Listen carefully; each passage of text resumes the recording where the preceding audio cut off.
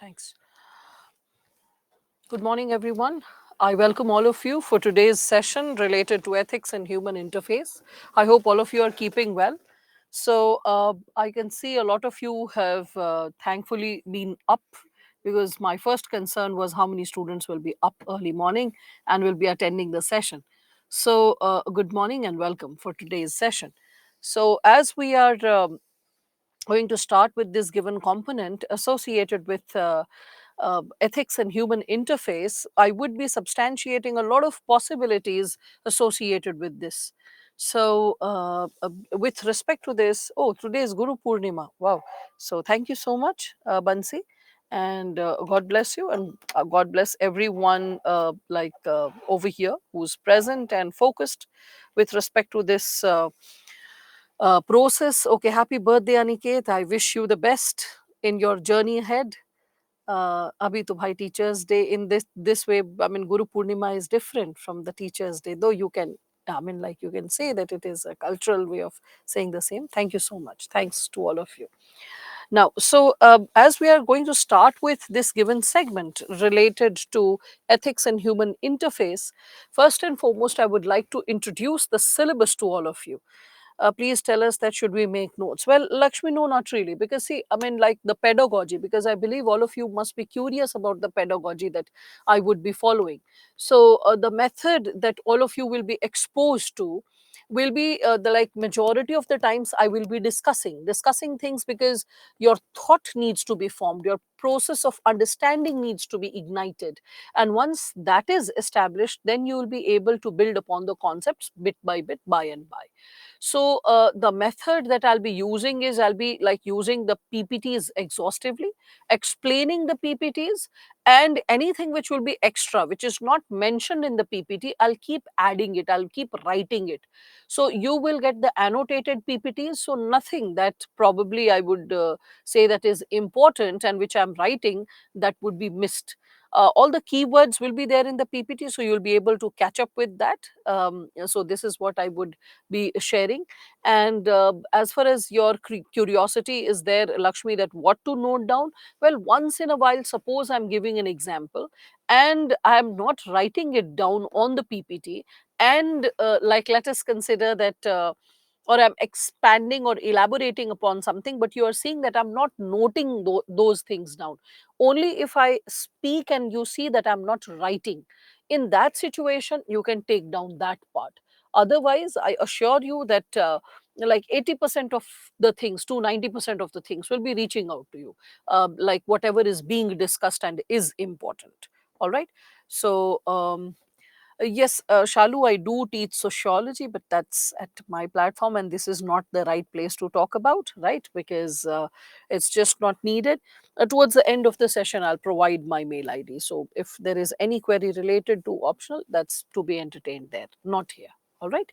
Now, no, ethics is not hard at all, Sakib. Rather, it is an eye opening discipline. This is a discipline which is going to really nourish you as a human being. You will be like really amazed by the possibilities and the chapters it opens in your personality. The finer facts which you had always been thinking at a subtler level, but no one was formally talking about it, academically talking about it in your lives. Suddenly you'll find that people are formally and academically dealing with that given segment, chapter after chapter. So that's the beauty about this specific dimension which we are going to open up. So is noting notes making important, or PPT is enough? Well, that's what I have just shared few minutes uh, like um, back when I was talking about it. So, Rohit, when I'm talking about this given segment, PPTs will be like quite sufficient with respect to it. Um, um, on an average, 80 to 90% of the things which I'll speak will be there on PPT. Suppose I'm substantiating an example, then only it will not be on the PPT, and probably that you can just take down few hint words and that will be fine. how many questions will come from case study and statement based questions? Ilma, if you look into the given dimension, you will find that the question paper is divided into two halves, section A and section B. Section A is related to theoretical questions, and section B is associated with the case studies. So it is advisable for you to go through the previous year question paper to get a feel of how the examiner is raising the questions and engaging your thought process. So yes, there, Lakshmi, there are two subjects which can change your attitude. I believe that by, like I would say, more than a decade of teaching experience. First thing which can change your attitude is associated with, like the way you are processing your reality in terms of what's happening in and around your society, and at a deeper level, the ethical concerns. So first and foremost, I can say GS paper 4, ethics, integrity, aptitude, shapes your personality in a big way. Other than that, Indian society, I'm not saying social justice, Indian society also raises some thought provoking concerns pertaining to understanding our society, which also makes an individual empathetic or compassionate towards the larger concerns. So that's what. So, and all those students who are going to study ethics for the first time should not be nervous and should actually trust the possibility that is going to unfold in the next, I would say, 2 weeks. In another 2.5 weeks, you'll realize that the way you have been perceiving the reality related to it is going to, just unfold for all of you. So, first and foremost, when we are talking about this given segment, let us get introduced to the syllabus. So as all of you can see, the syllabus is over here in front of all of you. There are some prominent dimensions pertaining to the syllabus, which is here. You can see there is this ethics and human interface. And this very first chapter has multiple sub dimensions. If I speak of it, you can see there is determinants and consequences of ethics. And then you can see human actions. Then there is dimensions of ethics, ethics in private and public relation. Then you have human values. With respect to values, this topic of human values gets connected to one more chapter. You can see this contribution of moral thinkers and philosophers from India and world. And this given segment of contribution of moral thinkers and philosophers from India and world is something which gets connected with this specific chapter. That is lessons from the lives and teachings of great leaders, reformers, administrators. So this is something which goes in consonance with each other. Here, your history, when you are reading ancient, medieval and modern history, that is also going to nourish you with a lot of examples from the life of great leaders who have inspired us over the centuries to think and to process what's happening around us and what ought to happen, who have provided solutions to mankind or humankind to come up with, I would say, meaningful interventions to have a better way of realization and living. So that is what I would like to suggest. Now, so can we expect a question in prelims? No. It is a hardcore part of mains, as simple as that. So if anyone is like concerned about it, this is a hardcore area related to mains. But the thing is, prelims, the marks doesn't even get added in your selection, in your rank, right? So prelims is just a qualifying area. It is just something which filters the students out, and the ones who are really serious, who are really fighting it fit, are the ones who come forward and appear for the mains.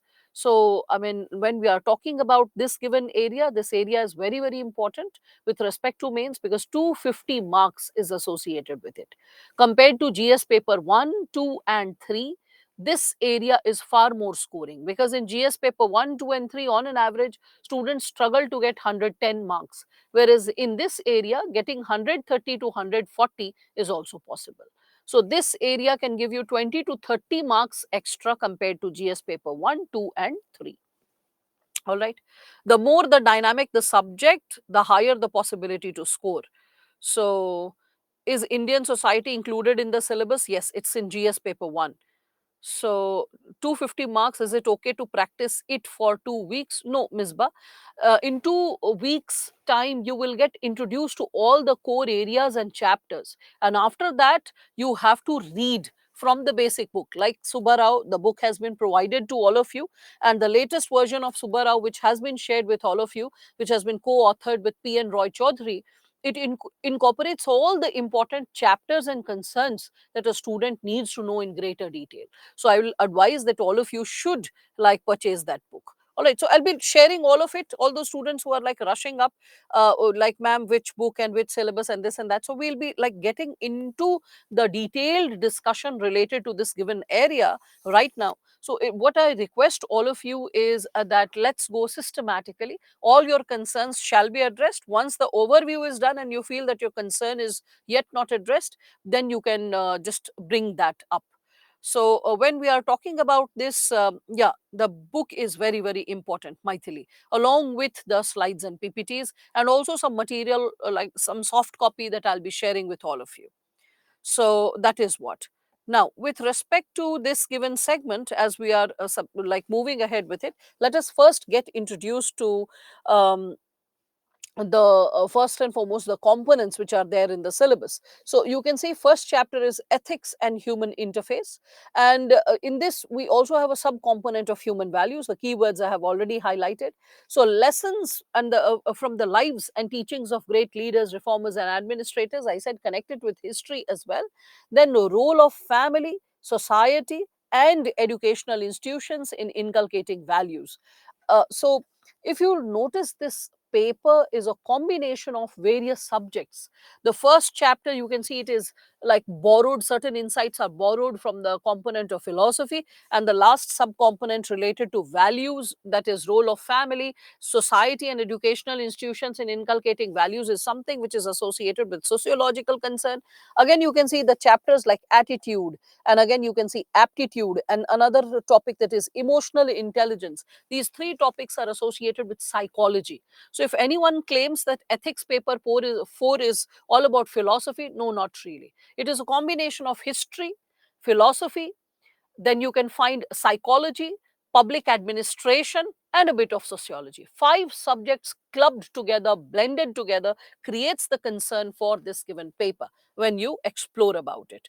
So, with respect to this, when we are talking about it, attitude, again, you can see there are various subsegments pertaining to it: content, structure, functions, its influence related to thought and behavior. And then finally, you all can like reflect upon other segments like moral and political attitude. Now, political attitude is something which you keep listening in newspapers and magazines, that, oh, left wing thinker, right wing thinker. So what is right wing, what is left wing, which wing would you belong to, and does our identity, our birth, our location, our caste, our gender, our religion influence our political attitude? So a lot of finer details we'll be discussing related to it. Simultaneously, in our attitude formation, what is the role of social influence and persuasion, and what is the difference between, like, influence and persuasion, and coercion, and we can also say manipulation. Is persuasion the same thing as manipulation, or is it different from it?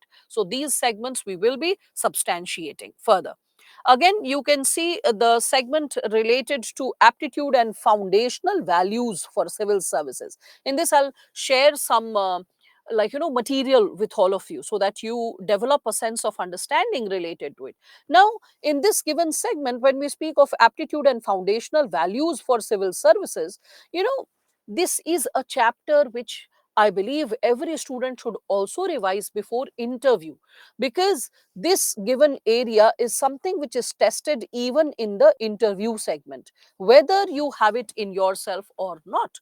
Because I mean, the purpose of conducting the interview is through a purposive conversation, cross check the, like, I would say, potential of a student, whether a student is capable of being a good civil servant or not. So the examiner, rather than testing facts and figures, though there are in interview, there are factual questions also asked once in a while, maybe related to economy or IR or social concerns or economic concerns. But if you are unable to respond to them because you have not revised, or somehow you are unable to recall in the interview in time, that does not work against you. Okay.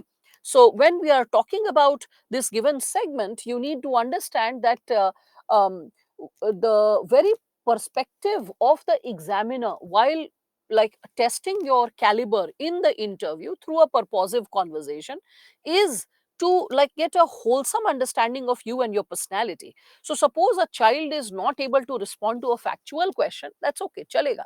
You're not going to get negatively marked for it.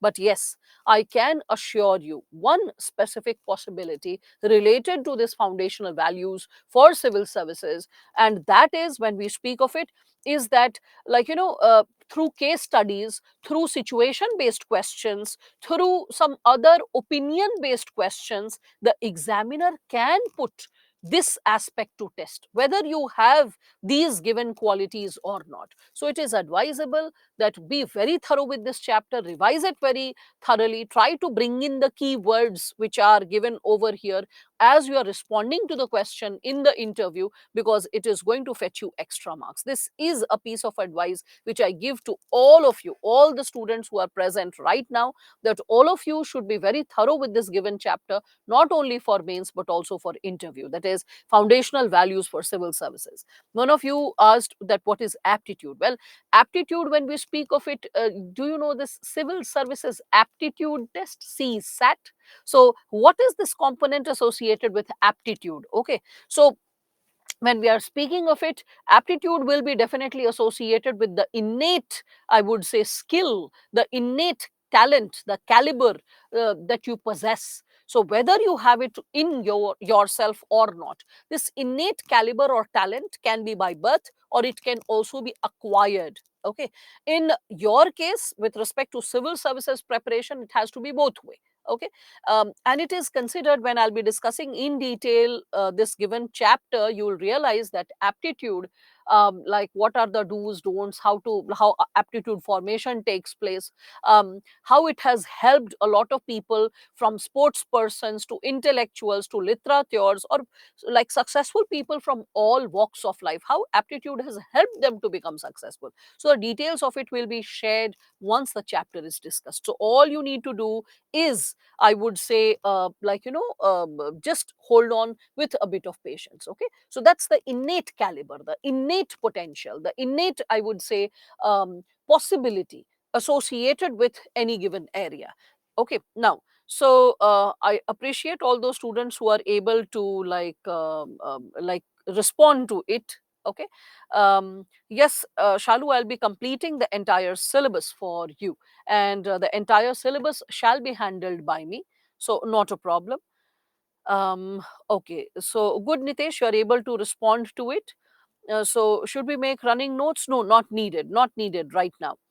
So role in current, a lot of segments which will be like associated with the chapter, that will be shared in detail.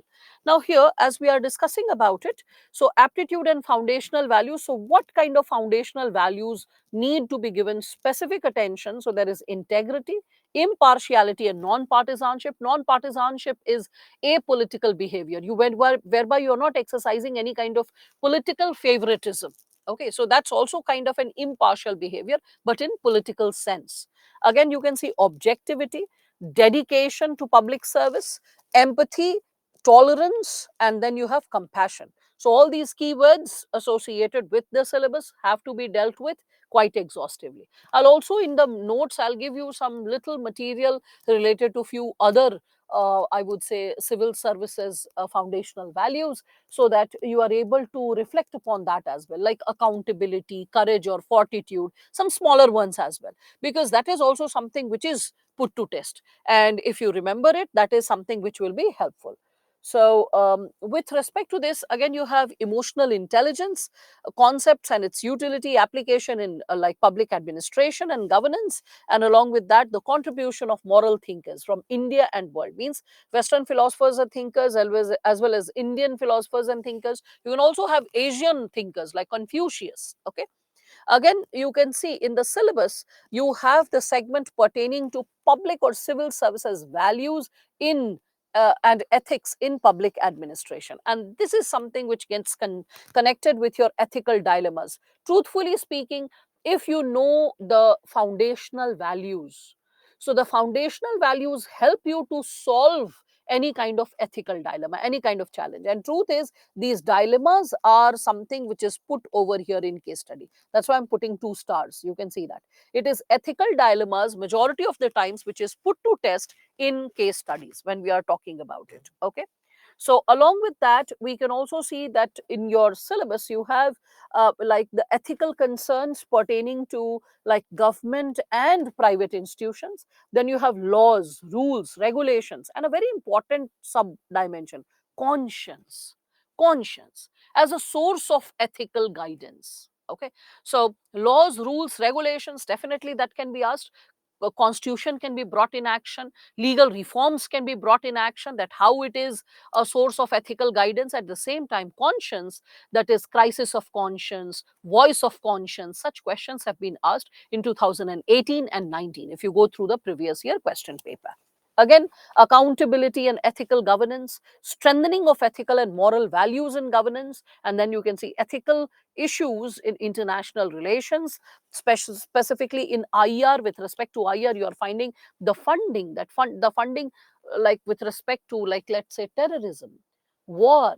So what kind of funding should take place and how is it taking place, and on ethical grounds or ethical basis, in what ways funding ought to take place. All those concerns are also there, along with corporate governance. Along with this, we all can see there is probity, probity in governance. With respect to probity, when we are talking about it, so probity, when we are discussing about this given dimension, a lot of students are like very curious in terms of number of lecture. Is it sufficient? Is it more than enough? Just enjoy the process, trust the process, just move ahead with the process and just be there. That is something which is going to like, bring about the change. So trust the process. This is what I'll say.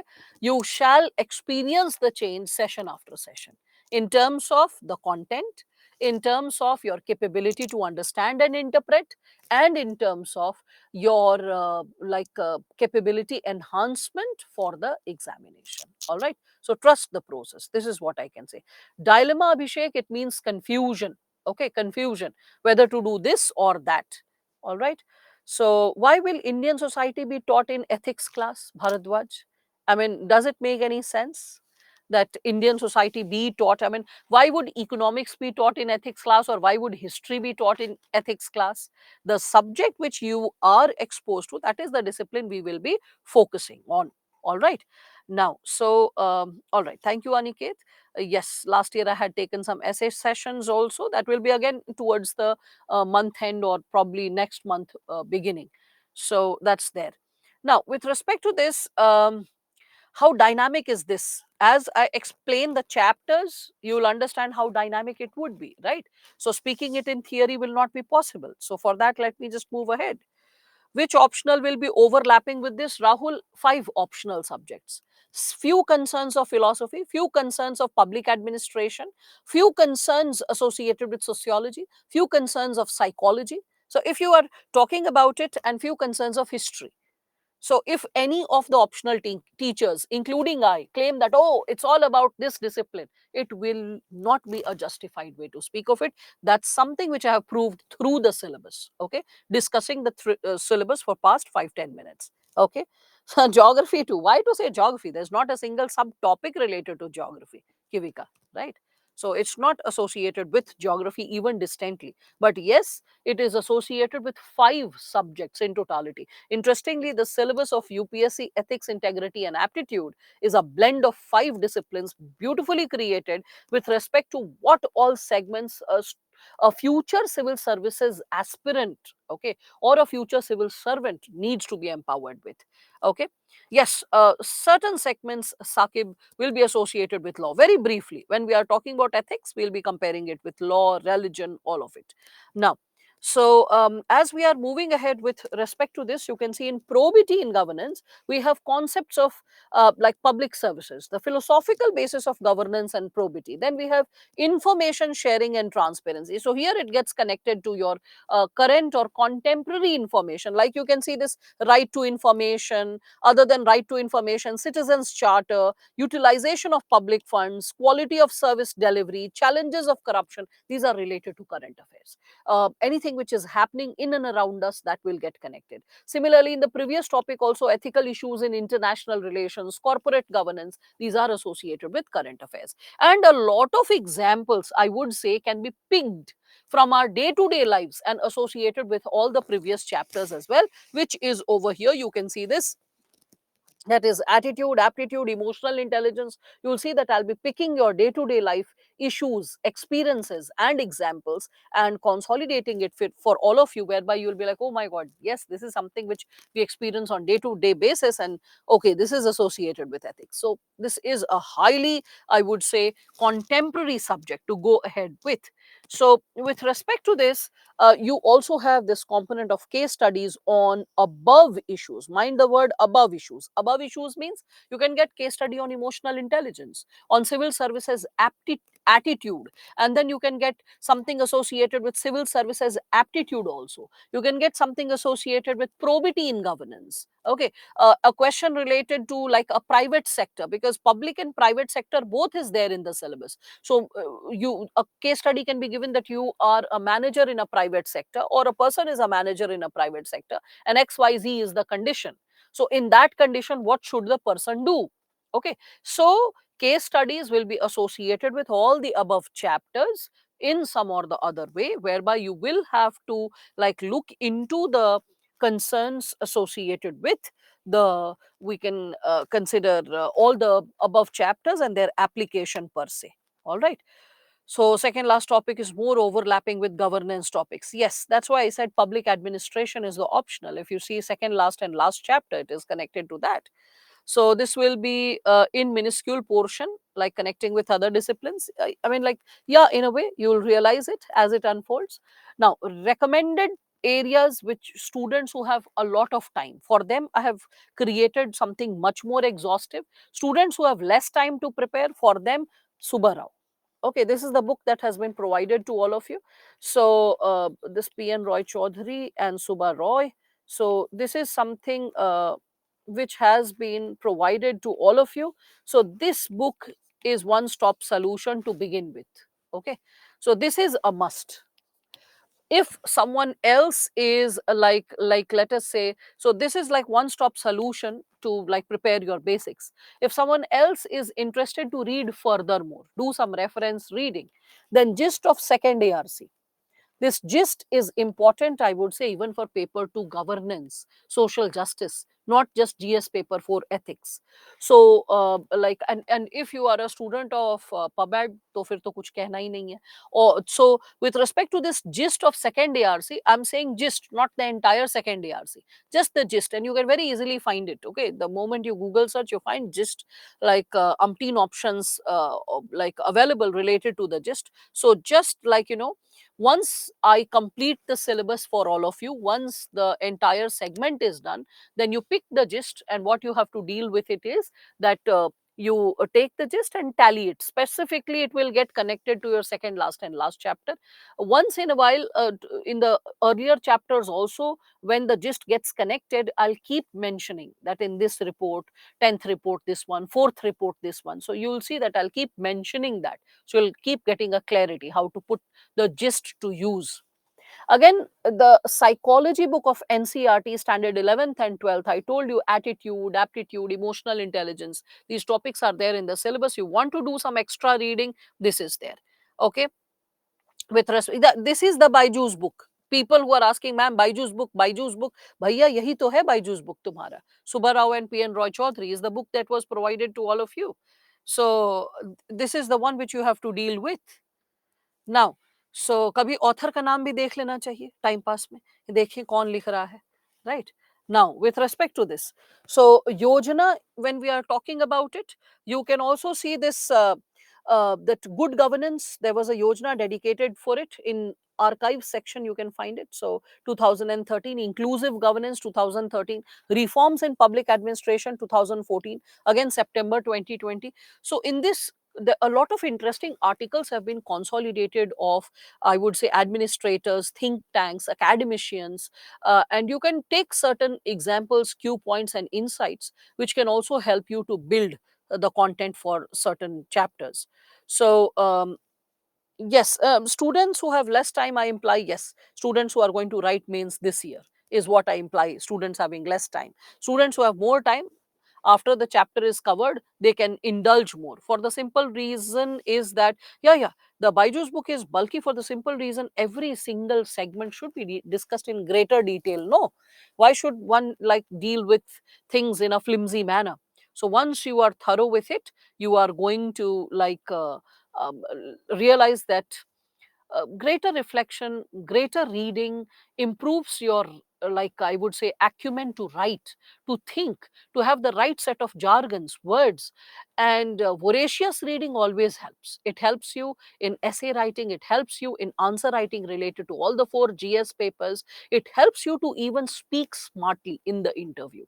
So, having good reading habit and not shying away from reading more, having a tendency to balance good quality reading and quantity reading within a stipulated time bound manner is the mark of a sharp civil services aspirant. All right. Now, so with respect to this, you can also read, I mean, like bedtime books are also something which I'll recommend rather than using phones, watching Insta reels and TikTok and not able to sleep in time, thinking I'll sleep in 10 minutes, watching it for 1 hour, 2 hours, wasting your time trickle by trickle, okay, drop by drop, okay, is something which is a sheer wastage of time, which is neither nourishing you in terms of quality, nor in terms of vocabulary, nor in terms of thought process. So what is advisable, and anyway, if you are not aware of this given possibility, then let me share this with all of you that the phone creates a lot of radiation which also kills your gray cells, and gray cells, interesting fact is, once they are killed, they are gone. So that also leads to memory loss, that can lead to sleep cycles getting altered, disturbed, a lot of other kinds of forms of anxiety, restlessness, there can be a lot of other kind of repercussions. So best thing which is advisable, don't sleep with your phone. Keep your phone on a table distant from you, at least 4 5 feet away from you, and before sleeping, I mean, you can read a book, and after reading few pages only you can sleep, and those books can also nourish you in terms of motivation, thought process, language, examples for ethics and essay.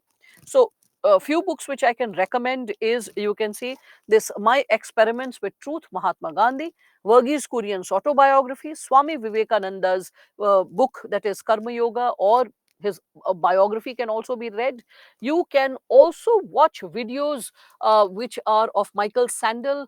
He had taken certain lectures in Harvard University. So it is available for free on YouTube. In your free time, you can watch those lectures also.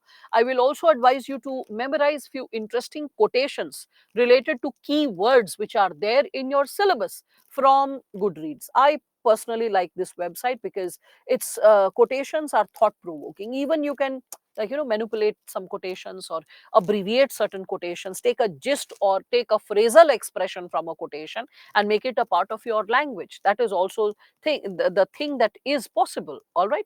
Along with that, you can also read certain selected articles by Immanuel Kant, Aristotle, which is readily available over the internet. Okay. There is also a BBC website that is dedicated on the topic of ethics. So you can consult that also in your free time. If you want to read something extra, it happens we don't feel like reading the book. So we want to continue reading, but not from a similar source. So in that situation, you can switch to these sources to continue with the subject, but through other mode of learning. Okay, so that's what I can suggest. So yeah, Subbarao is sufficient. The concerns of lexicon are covered in Subbarao. So that's what I would be suggesting. Lexicon, with respect to lexicon, to begin with, okay, what to read from Subbarao? To begin with, you can start with these chapters to begin with, and because these will be something which will be like helping you. And if you ask me like what is important, all chapters are important related to Subbarao. Even the chapter which looks like very very less important, that is ethics in ministers, okay, but still, what if you get a case study like question, right? So ethics in ministers was the only chapter I felt that it has a distant possibility of being asked, but rest all the other chapters, it's very important. You have to read it. There's no shortcut. All right. So yeah, you can jot down quotes from Aniket, as you're asking, from Gita, Mahabharata, Quran, Bible, because religious books are also a source of ethics. Okay, our understanding of ethics also develops from religious books other than social reformers, administrators, and thinkers. All right, so that's there. You should just start exploring to begin with, and you'll start getting an idea. Now, so with respect to ethics, that is ethics and human interface, the first chapter that we are going to start with. So between 2013 to 2022, there have been 15 questions that have been asked from this first chapter. So you can very well understand that how important this first chapter is going to be when we are discussing about it. Okay. So, yes, to build your basics, Rahul, standard 11th and 12th psychology book will be fine with respect to the three chapters: attitude, aptitude, emotional intelligence. That's it. Okay. Could you help, please help on the portions to be covered, other sources you mentioned, ma'am? No, this is it. Don't get into too many meandering sources. This is more than enough. So you have to name the quote. Yes, if you remember the source of quotation, that will be better. That will be better for ethics paper as well as essay paper. In GS paper 1, 2, and 3, you don't have to write quotations. It's unnecessary. It's wastage of words. You can pick the insights and wisdom of quotation and incorporate it in your introduction or conclusion or somewhere in between. That's fine for GS paper 1, 2, and 3. Quotations are not needed. The wisdom can be borrowed. Okay, but paper 4 and essay, writing quotations gives you extra marks. All right, so that is what. Thirukural, will you read the entire book? No, not really, right? Thiruvalluvar was the thinker, and that's what I said, that a bit of understanding associated with history will always be helpful. Ancient, medieval, and modern thinkers from India, from all parts, how they have contributed in, like I would say, shaping our wisdom. Okay, so that's what. So from where we can get the quotes, I told you, that is Goodreads, the website. You get amazing set of quotes from there, right? So now, is it necessary to write quotation? Abhimanyu, it's not necessary, but you imagine, suppose I'm reading an answer, a thought-provoking reflective answer. And in that answer, the child is also quoting a very thought-provoking sentence spoken by one of the philosophers or leaders, then definitely it will be more impressive. The child can get half marks extra, right? And if 3 or 4 questions also get that half marks extra, there'll be a difference of 2 marks. And then think about it in essay, and then like some extra marks. Think about the wisdom you're gaining and how it is influencing your language while you're writing other answers or giving the interview. So the very attitude to remember quotations or the attitude to seek inspiration from quotations is going to make you wiser, right? So why to resist it? This is what I would say. Now, with respect to this chapter, yes, in Subbarao you can find the chapter, this one, ethics and human interface. Now, so as we are going to start with this given segment, what is ethics? Isse pehle I'm just feeling like adding something more to all of you, because as we are starting with this given segment, I personally feel that something more should be substantiated to all of you, because that's something which is required according to me for like building your basics. See, as we are starting with this given chapter, please remember that for building your basics related to ethics, um, the entire component, ethics, integrity, okay, and aptitude, what actually is required, because questions are not typical bookish. If you actually see the previous year question, the questions are actually testing your wisdom. In fact, I can say nowadays it is associated with all the 4 GS papers. Once in a while, the examiner is putting your wisdom to test. Like, for example, you can see that in polity, if any student is reading Lakshmikant and going and thinking that, oh, with Lakshmikant, I can really respond to all the questions of polity, all of you know now, by now, that it will be sheer stupidity. For prelims, Lakshmikant is fine, but for mains, Lakshmikant is not even distantly sufficient. Why? Because factual questions are not asked. Thought provoking questions related to your capability to understand and interpret is something which is put to test, right? So when we are speaking about this given area related to ethics, where your perception is tested, your understanding is tested, so let us understand something starting from Indian philosophy itself. Indian philosophy says that we attain wisdom by darshan, dhyana, and karma. Okay. And in other words, if I speak of it, darshan, dhyana, and karma, we, like, let us understand this given possibility. When I say darshan, darshan is observing your environment. Okay. When you observe your environment thoroughly, so in that situation, you start getting exposed to a lot of facts. You start getting exposed to a lot of, we can say, realities, incidents, right?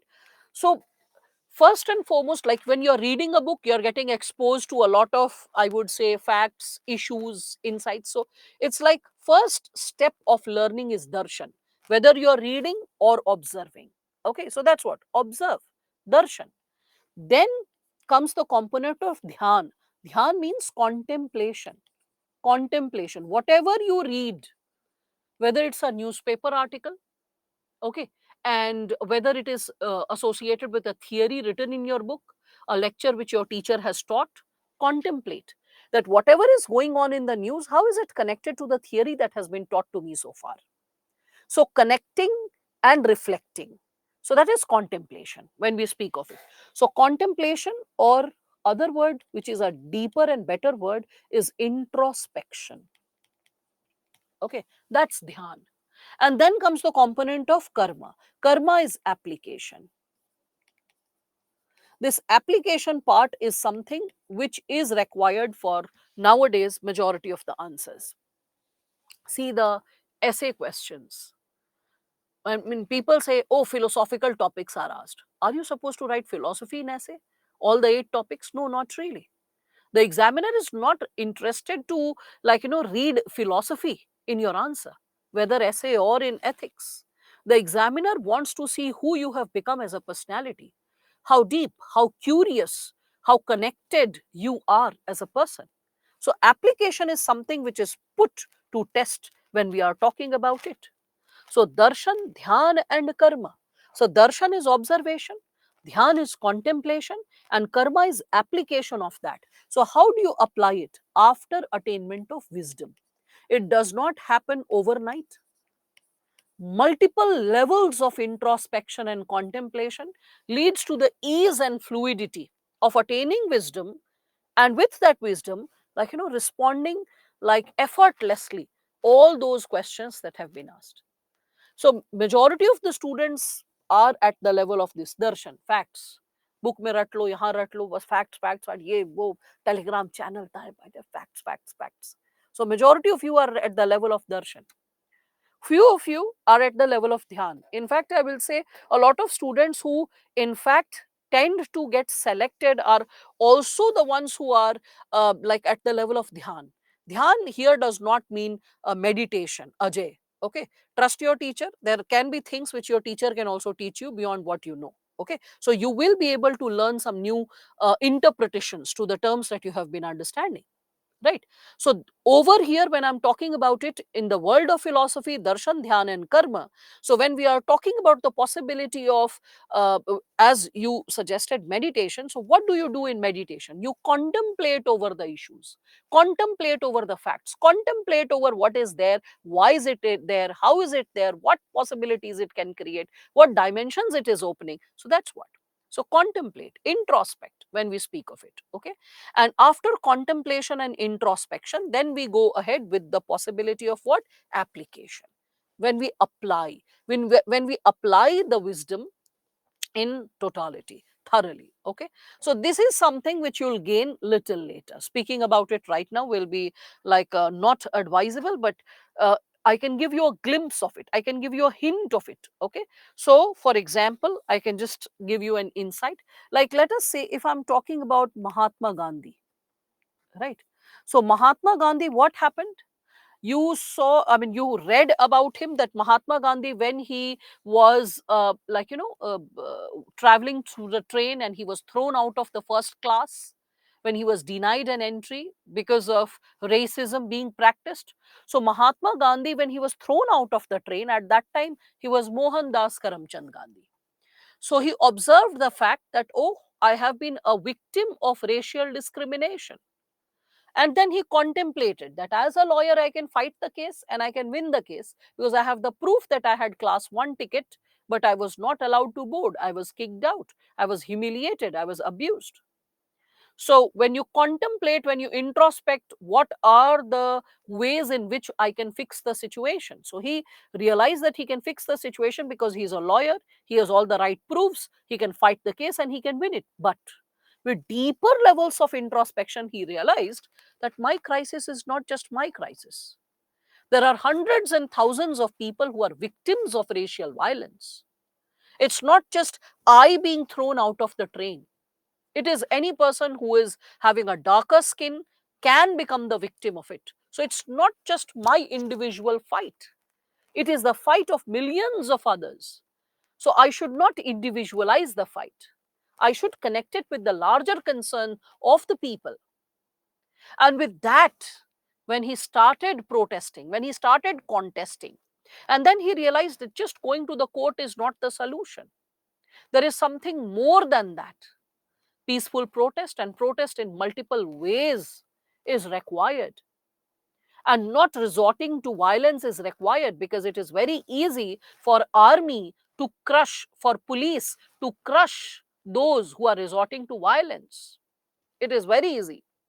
So the very reflection associated with the given possibility that the police or the army can crush violence, so how to continue to protest and become successful, how to get our voices registered. So that contemplation and introspection took him to the wisdom, borrowing the wisdom from ancient times, the wisdom of Buddha, the wisdom of Mahavira, of non-violence, of satyagraha. Okay, so when that wisdom was processed by Gandhi, he developed his own tool based on that principle of non-violence, and that was called satyagraha. Okay, when you are demanding truth. So his wisdom created a political tool for opposition, right? So when there is darshan, there is dhyan, and then there is karma. Okay, then the kind of evolution that takes place, the changes that takes place in the society, that's tremendous. Darshan, dhyan, karma. Think about Raja Ram Mohan Roy, right? Raja Ram Mohan Roy saw his, like, sister-in-law, his bhabi, who was more like a motherly figure. Raja Ram Mohan Roy lost his mother at a quite a young age. So it was his elder sister-in-law, that is his elder bhabi, who was more like a motherly figure to him. Like she was the one who nurtured him, who was the one who raised him. So she was more like a motherly figure. And when, like, his elder brother died, she was forced to commit sati, and that shook him to the core. It's like, how can a woman be forced to commit suicide, and why can't she have the right to live? And then the concerns that, oh, it is because of exploitation meted out to widows. So if widowers can marry, why can't widows marry? Why so many restrictions, 16 types of rules to be followed by a widow woman, from morning till late night, getting up early even before it's dawn, and, like, getting into, like, cleaning your stuffs, ablution, this and that. You don't have to come out in public, you don't have to use spices in your food, you cannot use color in your clothes, you have to completely live an ascetic life, you cannot sleep on a mattress, you have to sleep on the cold floor. So a lot of rules and regulations that a widow woman had to live with. Not attend any public ceremony, any festival, stay away from any kind of public meeting because you are ominous with your presence. So, like, constantly denigrated in her position, looked down upon, exploited. So such a woman, with multiple levels of exploitation, all forms of joy of life in terms of food, in terms of sleeping, in terms, even basic needs and necessities denied. So a lot of women who were married, they used to be so scared of becoming a widow that they were like, okay, maybe the pain of committing sati is tremendous, but it is momentous. The life of widow is so much more worse. So when Raja Ram Mohan Roy, when we are talking about it, um, when we are speaking of it, we all can see this. There were certain Ilma strains associated with his mother. When we are talking about it, what you're talking, I'll have to like just cross check. But when we are talking about it, he was very, very close to his elder sister-in-law, and he treated her like a mother. And her death shook him to the core. So let us stick to the very possibility associated with what happened. So Darshan, he observed her death, the facts related to her death, why that death happened, what possibility happened, what kind of possibilities should have happened to his sister in law. Then dhyan, contemplation. What ought to happen? Can the British rule do something about it? Can rules and regulations be altered? Is it about one woman or is it about women in general? And then the karma, not only inspiring the Britishers to do away with the practice of sati by creating a legal reform, but also the component of karma related to Raja Ram Mohan Roy. You can see that he started creating social reforms, propagating the idea, before everyone when we speak of it, right?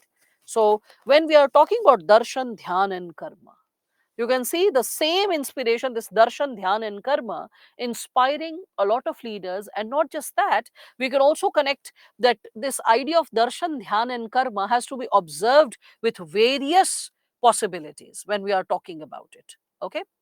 So, if we give technical terms like ethos, pathos, and logos, SME, thank you for supporting the child, but the child will get further confused because the technical jargons can probably surprise the child. So, darshan, dhyan, karma, ethos, pathos, logos. I want to first get two Western philosophers and thinkers, get two Aristotle, and then explain that.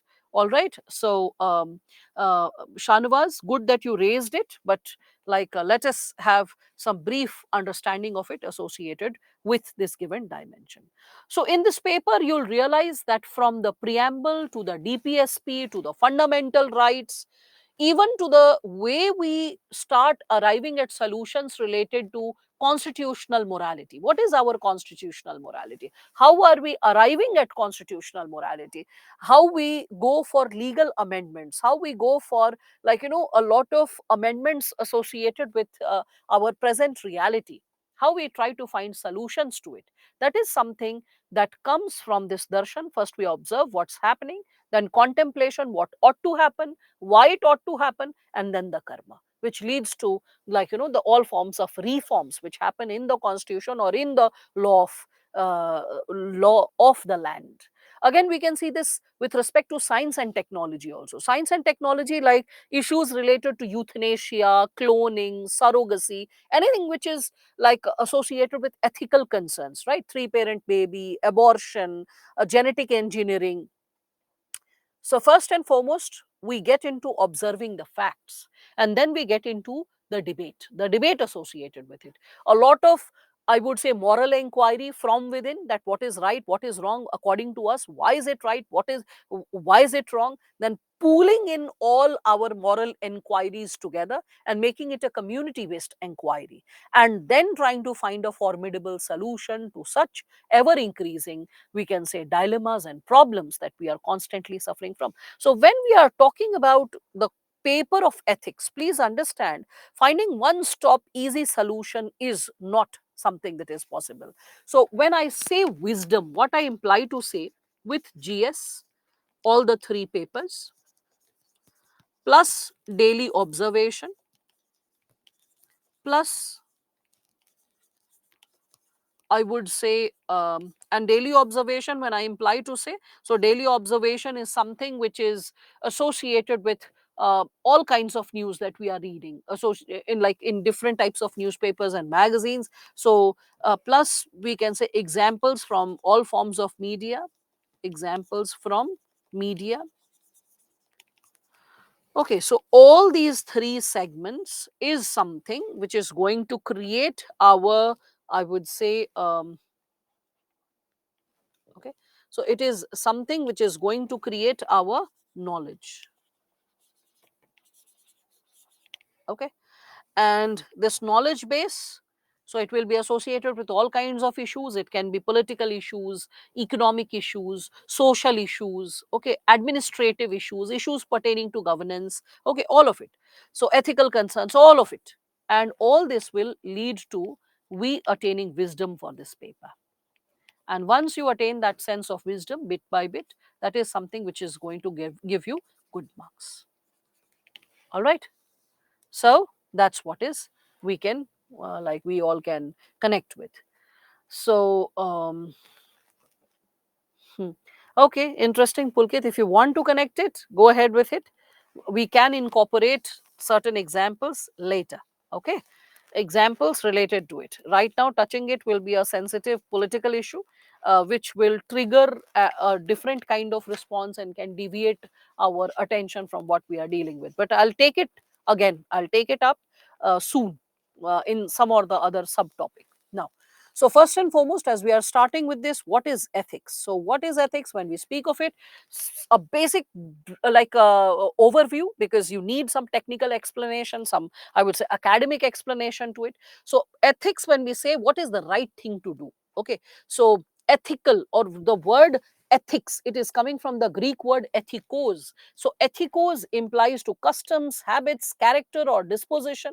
So ethics, the word, when we speak of it, it is sometimes called moral code of conduct. Ethics which determines our moral code of conduct, so how we should morally behave. So the ethics is not something associated with just an individual sense of right or wrong. It is a universal principle, it is a universal sense of understanding that what is right and what is wrong. So it is a system of moral principles, a system which is guiding individuals continually about what is right and what is wrong.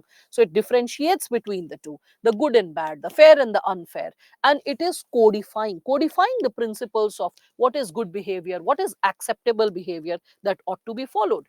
So there are certain quotations also which I have consolidated. You can see Johnson and Helliger's, and then there is Bentham, and then you can see the Preston, he's there. So you can just reflect upon the given dimension, that what is ethics. So it is a body of prescriptions and prohibitions, or do's and don'ts, or as you can see, Bentham is saying ethics may be styled as the art of self-government. Self-government means how you can regulate your own self, or it is a concern about what is right, or what is like just good. So what is just means justified. Just means what is justified, justified, or what is right, whatever you can consider it to be. Okay. So and what is good, what is fair. So just is also associated with fairness. Okay, so what is fair, what is correct? So that's what Preston suggests. So again, you can further see that I said that it is like ethics, it is a branch of philosophy associated with human conduct, how people behave. It is associated with moral judgments. It also gives us knowledge about what is right and wrong. This is something which is again repeated because it was discussed earlier as well. It is also, like I told you, it is a moral code of conduct. So it is guiding our human conduct. What is the right thing, how to attain a good life. Now this word good life, if you see, in 2018, 19, 20, the idea of good life, ideal life, right life is something which was also asked in essay. Yes, essay. Like one of the essay topics was dealing with this given component, like year after year, not exactly the same word good life. Some year it has been given ideal, some year it has been given the word value, some year it has been given the idea of good life, the word good life itself. So the concern was associated with this chapter. A student who is very thorough with the chapters pertaining to ethics, integrity, aptitude shall be able to write today's essay, the expectations which today's examiner is holding from the essay topics more profoundly. That's why after teaching this component of, I would say, the component associated with ethics, I always prefer, like, taking essay after that. Because especially in last, I would say, 5 years, 2018 to 2022, so 18, 19, 20, 21, and 22, last 5 years, you will see that one section was dedicated for philosophical essays in 2018, 19, and 20. 21 and 22, both the section A and B, was dedicated to philosophical essays or ethical concerns. So, why is the examiner raising concerns related to it even in essay? What is the reason? The reason is in GS answers, like in the answers related to ethics, you have to write 150 words. Or you have to write, like, let's say 250 words maximum, right? So 150, 250 words a student can cram, memorize, present 80% of the content. But when you have to write an essay, which is almost 16 pages, going by an average standard handwriting. If your handwriting is slightly bigger, then maybe 20 pages. If it is little, like I would say, short and crisp, and it's like you're writing something like 100 or 90 words in one page, then maybe something like 8 to 10 pages. That's it. But a student cannot fool around page after page after page, like you keep turning. Okay, page after page after page, a student cannot fool around with factual ideas gained only from books. Somewhere, a sneak peek of a student's personality will be made. And through that sneak peek of the personality, the UPSC examiner gets a chance to evaluate the strengths and weaknesses of your personality. That's why the preparation of ethics paper also prepares you with a lot of content for the essay paper. All right, that's what something that we'll be dealing. How to improve essay? Well, we'll be discussing about it. Aditya and all other students will be dealing with essay most probably 31st of this month, that is July. 31st of July to 7th of July, we'll have the essay classes in the evening batch. Okay, so at that time you can just join in and you can just get exposed to how to go ahead with essay, because after dealing with ethics classes, when you join essay classes, it will make more sense. You will be able to develop content more thoroughly. When I explain the topics, you'll be like, "Ha, ab samajh mein aa raha hai. What does it imply?" Because today, if you see the question paper, especially of 21 and 22, you'll be like lost. You'll be like, "Oh my God, I can't even interpret the sentence."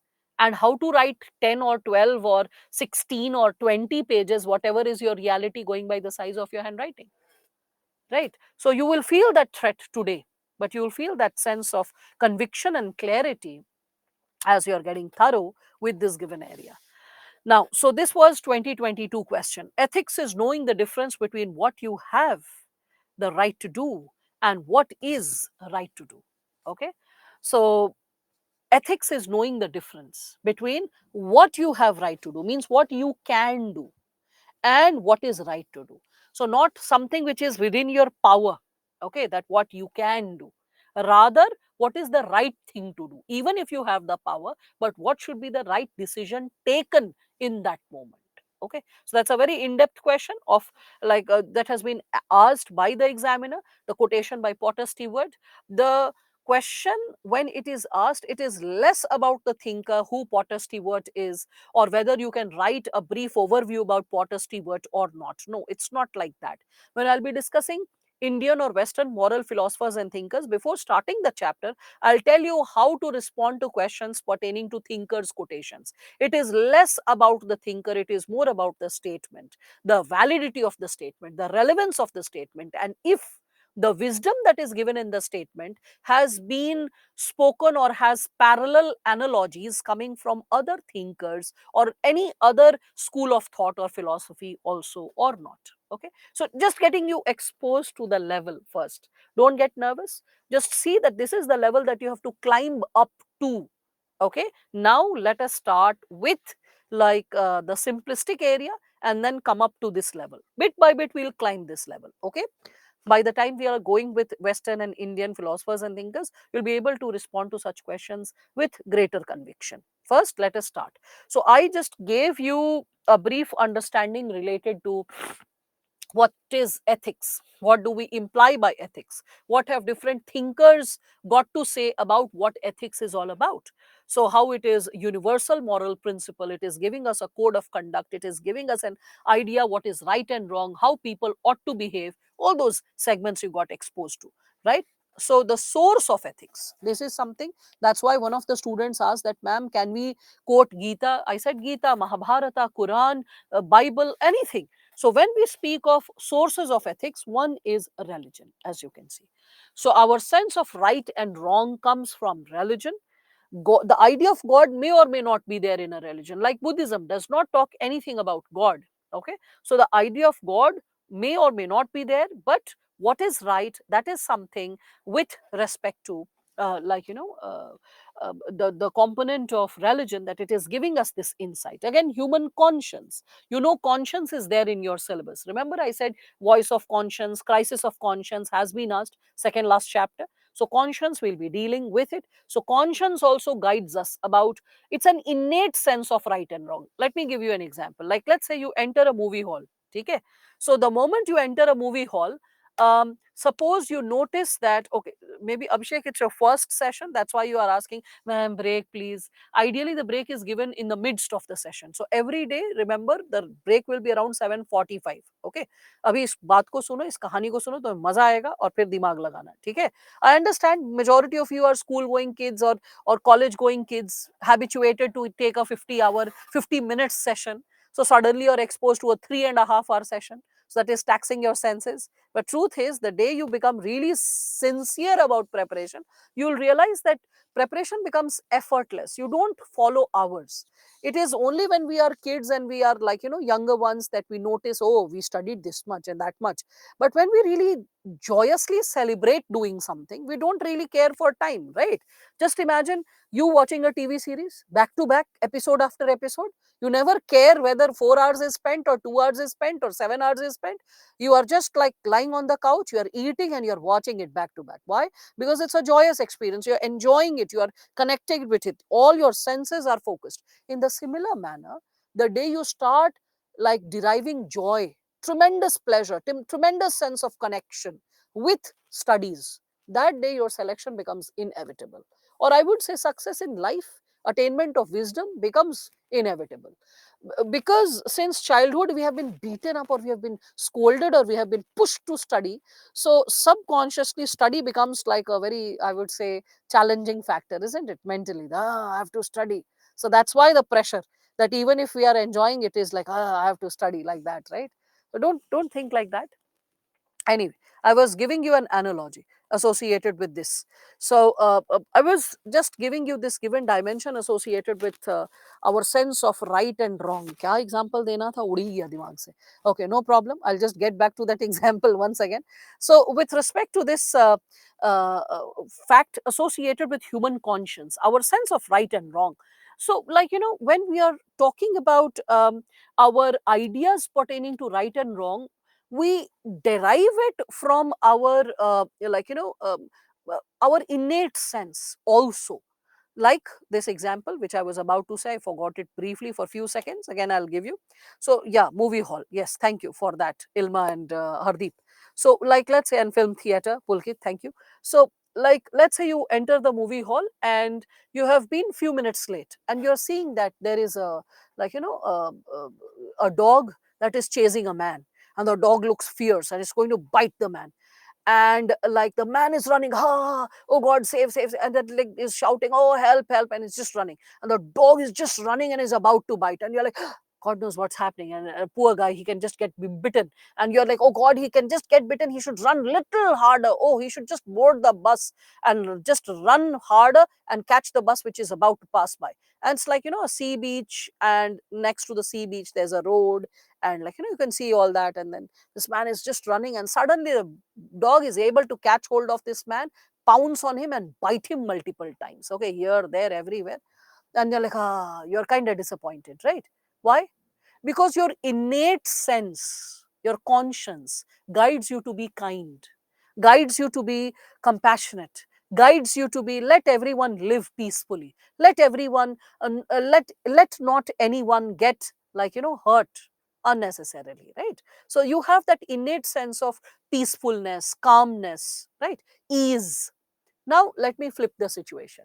Suppose you enter the movie hall in the right time. And as you enter the movie hall, you see that there is a girl, she is chilling by the beach, and she is looking like from a vulnerable section. And this girl, she is just relaxing, and she's feeling so happy seeing the sun, seeing the glistening morning light on the water. And as she's just chilling, there is a man who's just entered the scene, and this person is eve teasing the girl. And as he's eve teasing and making, like, some kind of sadist jokes, or maybe, like, some kind of like remarks, so this girl is getting offended, but she is unable to respond.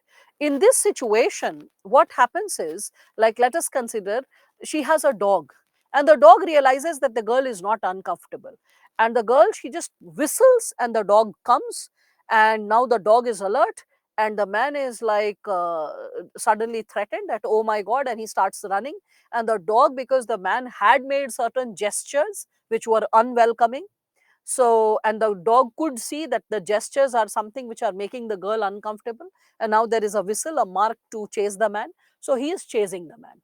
And now this time, because you have heard the dialogues, and you have heard the ill remarks this man was making, what all stuff he was saying or aspiring to do, so you, this time, you really want the dog to bite, and you're like, just run and just get a good, like, pounce over this man, and just grab this person's, like, ass or leg or something like that, and just take a good bite of him, right? So you actually subconsciously start, like, wanting this person to get hurt, or to learn a lesson in some or the other manner, right? So that's the subconscious tendency that we have, okay, when we are talking about it. So there is an innate sense, I mean, it is not something that has to be taught academically. The conscience, or our sense of right and wrong, is something which is innately present in all of us, okay. It gets sharpened by the process of socialization. It gets sharpened by the way we get exposed to values, ethos, as we evolve as human beings, in our cultural background, in our social background, in our academic background, through education, teachers, philosophers, seniors, parents. Anyone and everyone is nourishing us around us, okay, by all the right and wrong that they say and do, as simple as that. Yes, Shanavas, conscience, the term which is used in Article 25, I'll be talking about it when we are taking the chapter or the subtopic of conscience. Right now, I'm not teaching conscience, I'm just connecting it with source of ethics. Okay, you'll also connect it when Indira Gandhi spoke of voice of conscience. Listen to your voice of conscience before voting, when the presidential election was happening, right, in 1970s. If we speak of it, so sab baad mein karenge, hai na? So that is something which I'll be talking about. Good, you are aware of it.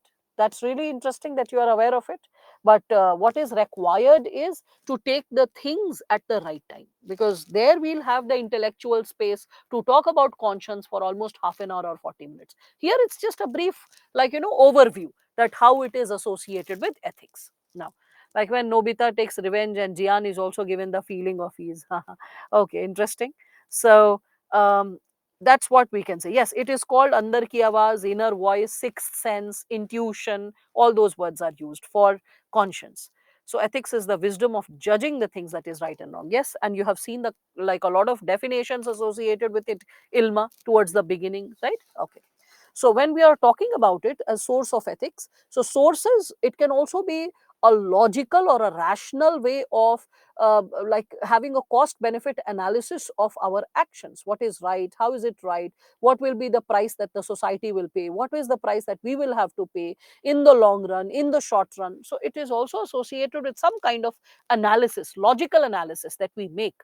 Again, we can see that the source of ethics can also be from the role models. That's why it is very important to live around people who are better than us, or notch better than us, because they always inspire us to grow better, to get exposed, to, like, make an extra effort. That is something that we can talk about, right?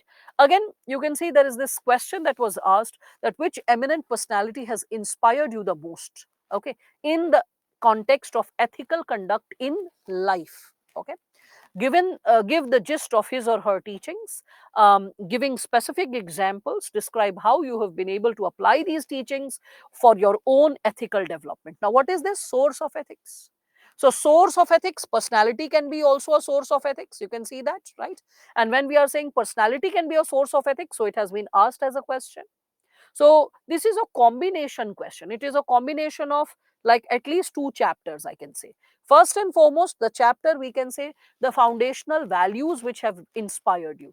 So those values, from where they are coming. So, like, you can take up any example. You can take example from like some contemporary leader or thinker like APJ Abdul Kalam or Mahatma Gandhi. You can take it from some other sources as well. I remember one of my students, when this question was asked in 2014, he wrote as a, like, eminent personality inspiring you. So he wrote about Krishna.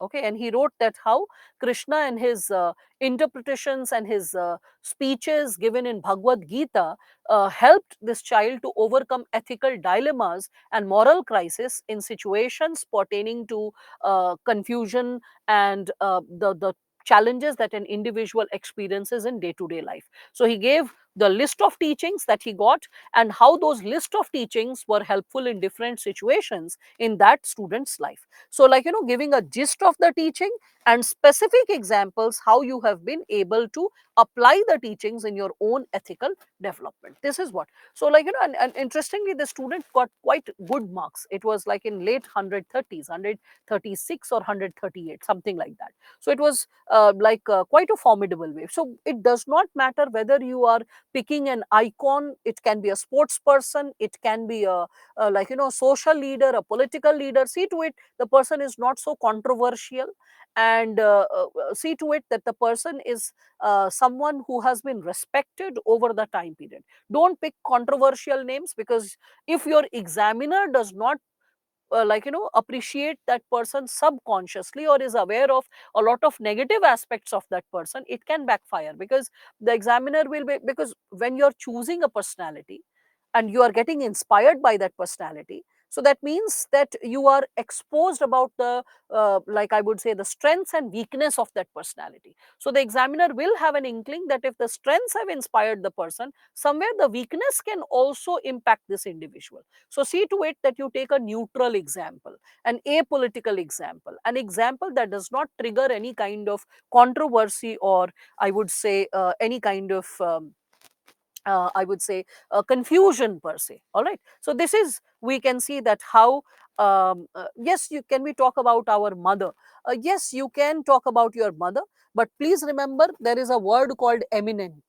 So if your mother is quite an eminent person, without mentioning that she is your mother, you can bring her in the scenario, because the examiner does not know if like let us say the person is not so popular and the examiner does not know the person, then that can be an issue, because you have to pay attention to every single word of the question.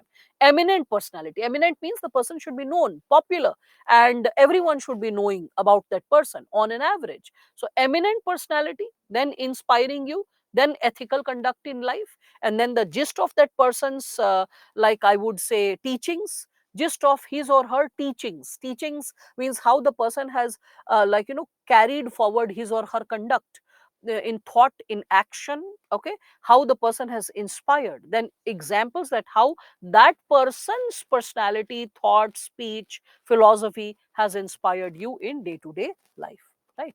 So it can be from any possibility. Yes, it can be from religion also. Shahnawaz, you can pick it from anywhere. Yes, you can take like Gautam Buddha as well. All right, so that is something which you can reflect upon.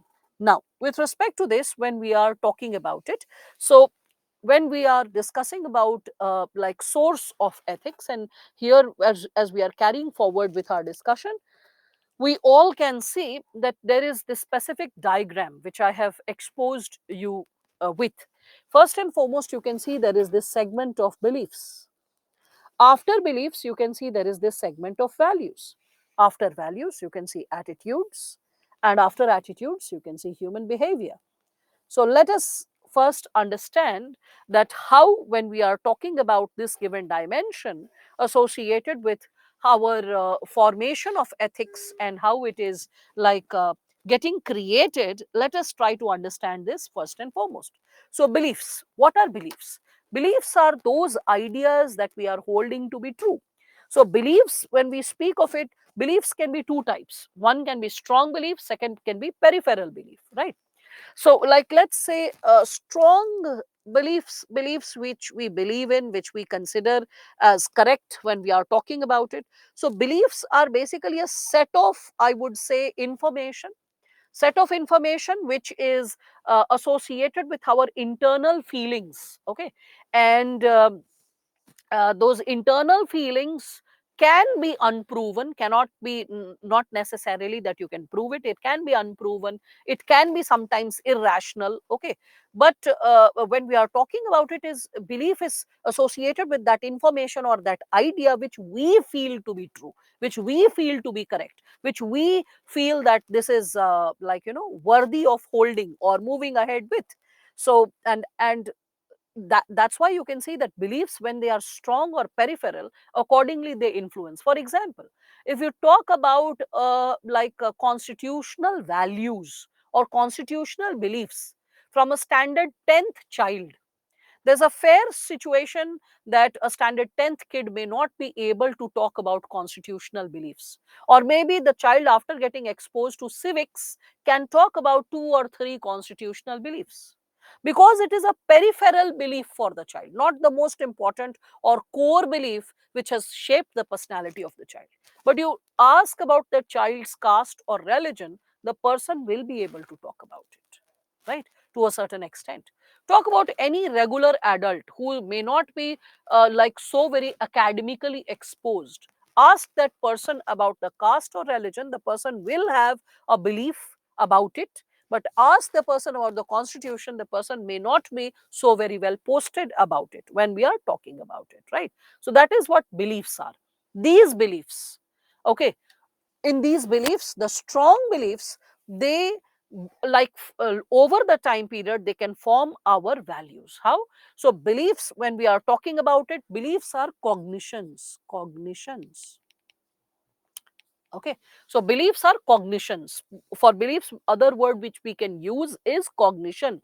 So the cognition or the belief is doing what? The cognition, when it is mixed with strong emotion, mind it, strong, okay, so when it is mixed with strong emotion, that is something which is framing our value. And what is value? Values are those, we can say, ideals, perspectives which we consider to be very important for us, okay, so they are very important for us when we are talking about it. So, and there can be different types of values which can prevail in a society. Like, let's say, if we are talking about economic values, okay, means values having economic orientation, so there can be capitalism, there can be socialism, right?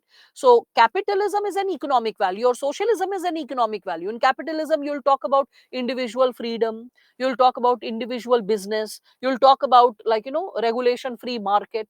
Whereas in socialism, you'll talk about focus on equality, focus on justice, focus on distribution of resources for all. You'll focus more on, like, proportional this distribution of goods or resources as per people's need, right? So these are different, I would say, economic beliefs. Similarly, oh sorry, economic values when we speak of it, right? So in the similar manner, cognition when we are talking about it, cognition मतलब होता है belief, pawan और विश्वास, ठीक है? Please be more attentive in the class, because when I explain it, okay, when I explain it, I want all of you to be alert, okay, so that none of the students is like scratching the head, just being like, हाँ अच्छा ठीक है, suddenly मैं technical कुछ समझा रही हूँ, and as I'm explaining something technical, the child's like, हाँ, what happened, what was that, I could not grab it, come again, once again, मुजरा फिर से शुरू हो जाए, हमने तो मिस कर दिया, तो ये बदमाशी नहीं होनी चाहिए, okay? Be all the time alert and focused.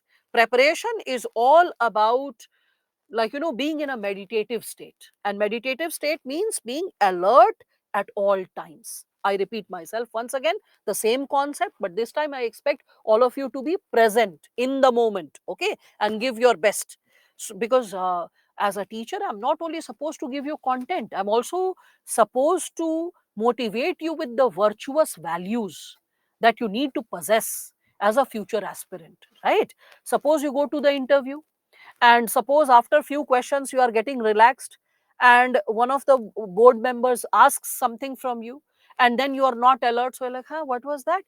And you're again asking, sir, please repeat your question. It's okay, they will repeat the question, but you will come across as a person with low levels of attention. There can be a possibility that you are listening to a question and you are taking time to process it. So you can always ask that, please give me a few minutes, sir or ma'am, that can I just consider the answer, and they'll be like, yes, that's not backfiring against you, that is in your favor, that you are a person who contemplates before responding, you're a thinking individual, so that falls in your favor. But if you're asking the examiner to repeat the question by and by, that shows poor level of attention. That's why learn how to be in a meditative state, right? This is something which is advisable to a lot of students. And I could sense it, that it was not a concern of 3 or 4 students who were like, please repeat it once again. I could sense it. This is a problem of at least 15 to 20% students in the class. So just be attentive. I repeat myself. When we are talking about this given possibility associated with how, like like our ethos or our sense of right and wrong gets formed, how do we create our sense of right and wrong? So I said that first and foremost, the sense of right and wrong, it starts with our belief system. What is belief? So belief is cognition. Cognition means, you've heard the word recognize, recognize. You can see that the breakup, recognize, right? So re means again, cognize means when you are identifying with something. So when I'm saying cognition, cognition is what? Cognition, something with which we can identify. So something with which we can identify means, like, let us consider our sense of understanding towards caste. So by birth, were you born with a caste or a religion? No. As you evolved in the society, on the basis of the family in which you were born, you were exposed to the idea of what is your caste, what is your religion, what is your gender, right? You are born as a biological being.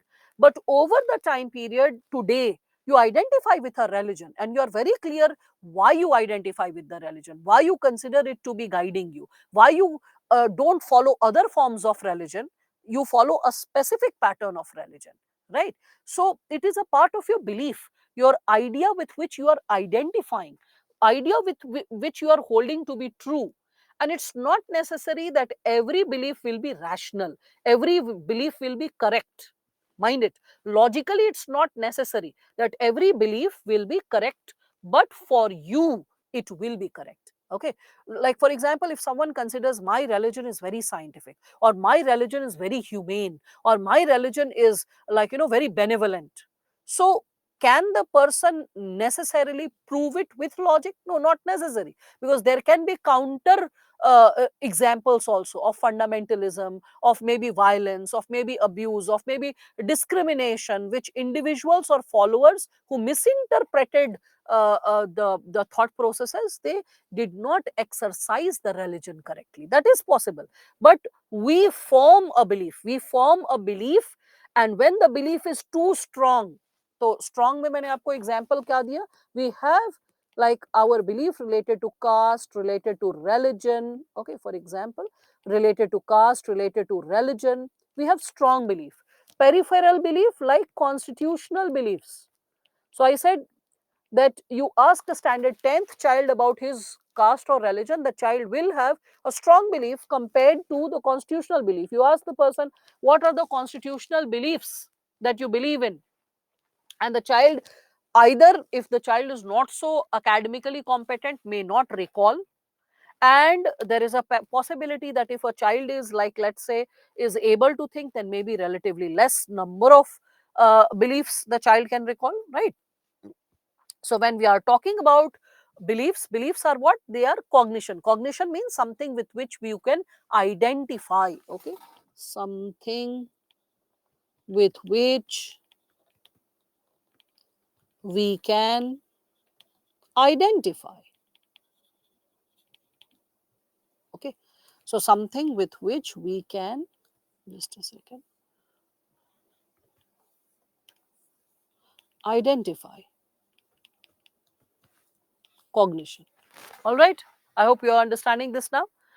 So beliefs leads to values, as you can see in the diagram. Okay, so beliefs leads to values. Print out निकाल लेना सचिन, तो तुम्हें clear दिखने लगेगा. All right. So, and please clear लिखो, I'm not your friend, लिखिए. That's the language, standard official language. Because when you get into the system, and if you address your DIG or IG as, sir, ये काम कर दो, so they will first address you how to correct your language. Okay, either speak in English, or if you're speaking in Hindi, then learn how to speak official language, because I'm neither your parent nor your elder sibling. So this is an official situation, and this is how you learn how to grab official clarity about how to speak with seniors, because this is the only space, 3.5 hours, when you learn how to speak to seniors, with friends, with parents, or with like other social environment. You don't get an opportunity to live an official life, right? Here is the time when you can practice official language, either, and preferably always try to speak in English. If you have doubts, it is associated with all the students. The reason is, you learn how to think in English. The greatest problem with North Indian English medium students is they think in Hindi, translate it in English, and that also eats their time. In which they think is in Hindi. If you are one of them, any one of you is one of them, please work on this aspect. Start thinking first and foremost in English. If it is taking time, at least make a conscious effort to interact in English, raise your questions and concerns in English. All right. Now, so as we are moving ahead, so with respect to this, when we are talking about it, uh, now, so as we are talking about this given dimension, you all can like zoom this in your screen. You can also take a printout of it, so you'll be able to like make the best use of this. All right. Most important thing is, in your answer, you don't need to write all the fringe areas which I'm writing on the borders. This is for you. In the answer, the actual thing which has been typed by me, I actually drew this and I typed this. Okay. So this diagram is something which is to be made in the exam. That will be important for all of you. All right. So when we are talking about this given dimension, yes, beliefs are associated with faith, and faith is something which is not necessarily logical, ilma. So belief here is also associated with faith. Okay. Now, so when we are talking about this given dimension, we can also given um, Maithili, did I like not speak in English all this? Only I speak jokes and jargons in Hindi. Be very conscious. This is like associated with all South Indian students, especially from Tamil Nadu, because I believe other parts of India do understand Hindi, except jokes, and that too one-liner jokes. Any official thing which I speak is in English. All right, Maithili. So if you're saying that if you could respond only in English, your responses will never go in like Hindi. Be very confident. And if any student is writing in Hindi, I read it in Hindi. All right. It's not that I have written it in Hindi. So you will have to be little compassionate and adjusting to your other classmates, because your other classmates do have different levels of acumen, and that's how you become as a matured person, as a greater and a bigger person, how to handle yourself in a community. It's not about a person, it's about a larger class, right, that we have to address. Now, so with respect to this, when we are talking about it, Shiva, don't pop up with this thing, how to make notes in this subject. I have discussed it some time back. So you should start the session from the very beginning. All right. Aditya, a lot of questions are coming up. So I'll write this or not, print it. Yeah, you should take a printout. All right. Please remember, Aditya and any other student, if I'm unable to, Ajay, everything technical is explained in English. All right. Any technical thing cannot be explained in Hindi, because it's an English medium batch, not a bilingual medium batch. Please understand this. And anyway, in mains exam, you'll be writing in English, right? So why do you want to listen to the explanation in Hindi? I mean, don't you think that you listen to explanation in Hindi? And I really desist bilingual batches. At many platforms, I've heard people go for bilingual batches. You know how much intellectual damage is created because of that?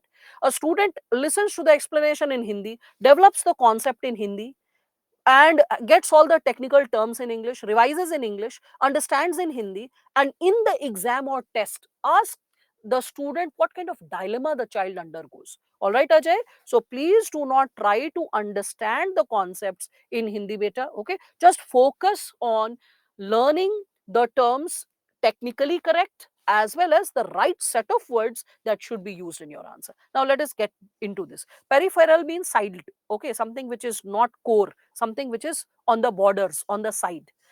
Okay, now with respect to this, values. So with our beliefs, the beliefs that we hold, our values get formed.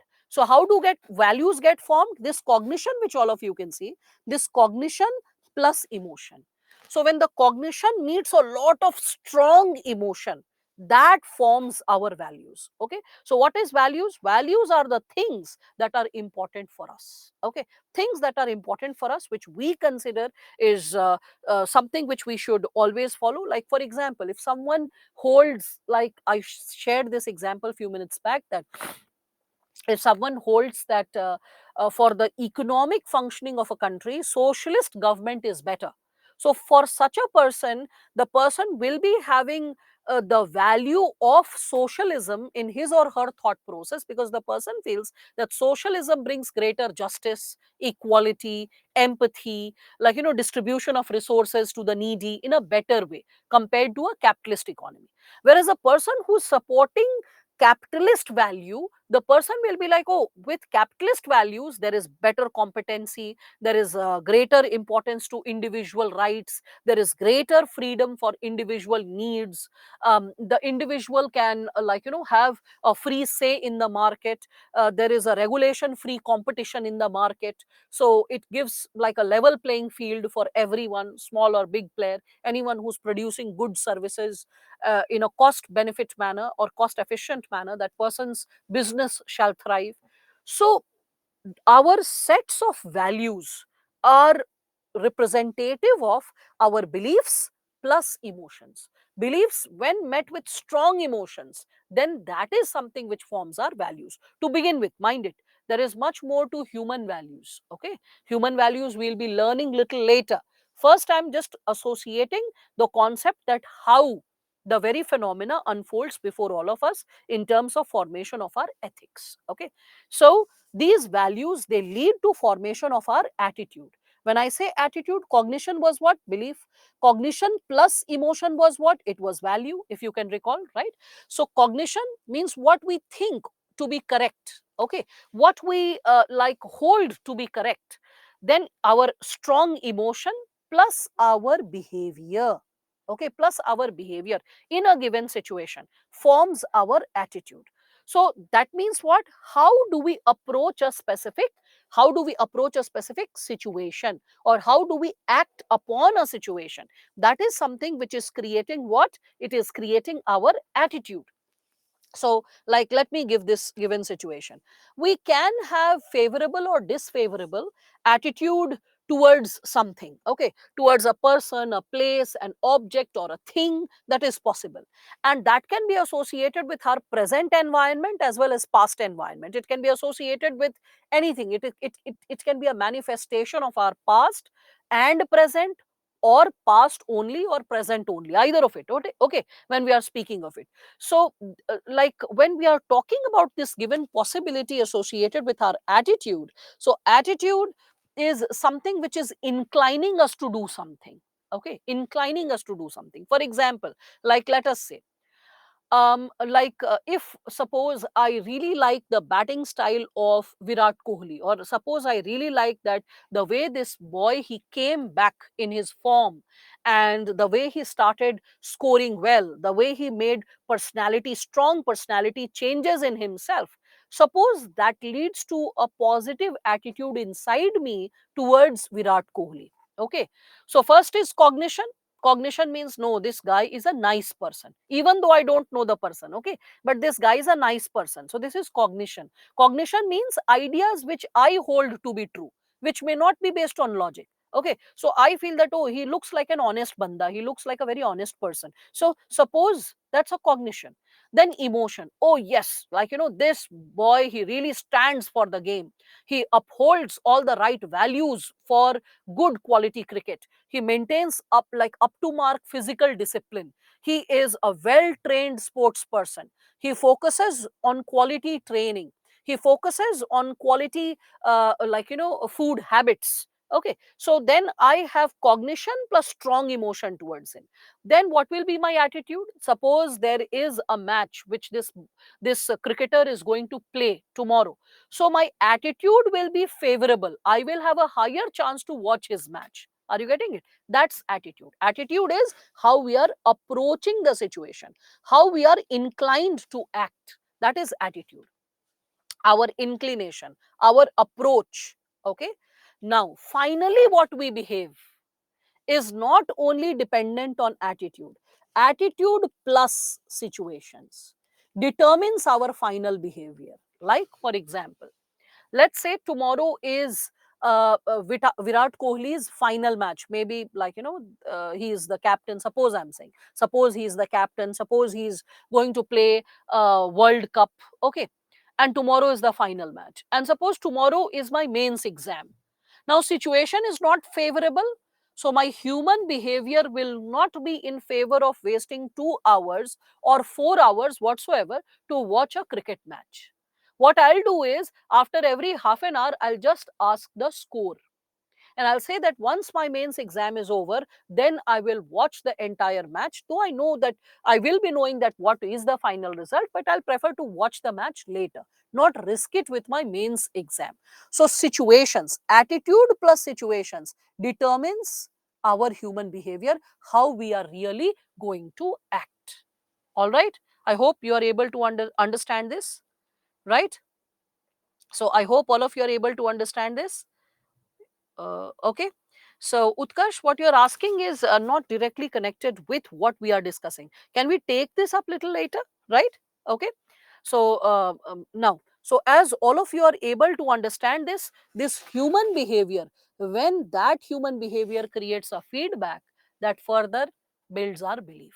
So, our human behavior is something which is determining our belief, our future course of action, our future sense of right and wrong, how we will go ahead with prioritizing different situations, actions, thought processes is something that is there. Yes, you can use this diagram in your exam as well. Okay, Misbah. So, as you all are building upon it, I have given you some basic explanation related to these terms. Okay, theoretical explanation. So, all those students were like, "Hi, saaf likho, ye karo, wo karo." All those students who wanted clarity, you have this. So, I have explained this beliefs, what they are, values, what they are. Okay, I was explaining all of it, so you can see this values. So beliefs, values, when we are talking about it, and attitude, we have a full chapter. Very briefly, I have discussed it over here. As you can see, attitude is how we approach a situation. So that's what, how we approach a situation. So you can just see that. Okay. Feedback again creates beliefs. Yes, feedback shapes our beliefs. Feedback, like, designs our beliefs. It means that if we change the belief, then social engineering can be done. Yes, a lot of changes can be done. How is ego different from attitude? Ego, I don't know how you are perceiving the word, right?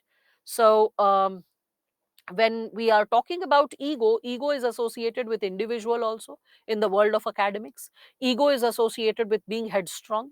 Ego is associated with our elementary animal instinct to behave. So I don't understand, others, that for you, what is the word ego implying right now? Okay, now you must be realizing that words cannot be used casually. In the world of academics, there are specific technical meanings associated with these words. They are technical jargons, not to be used casually. All right, anyway.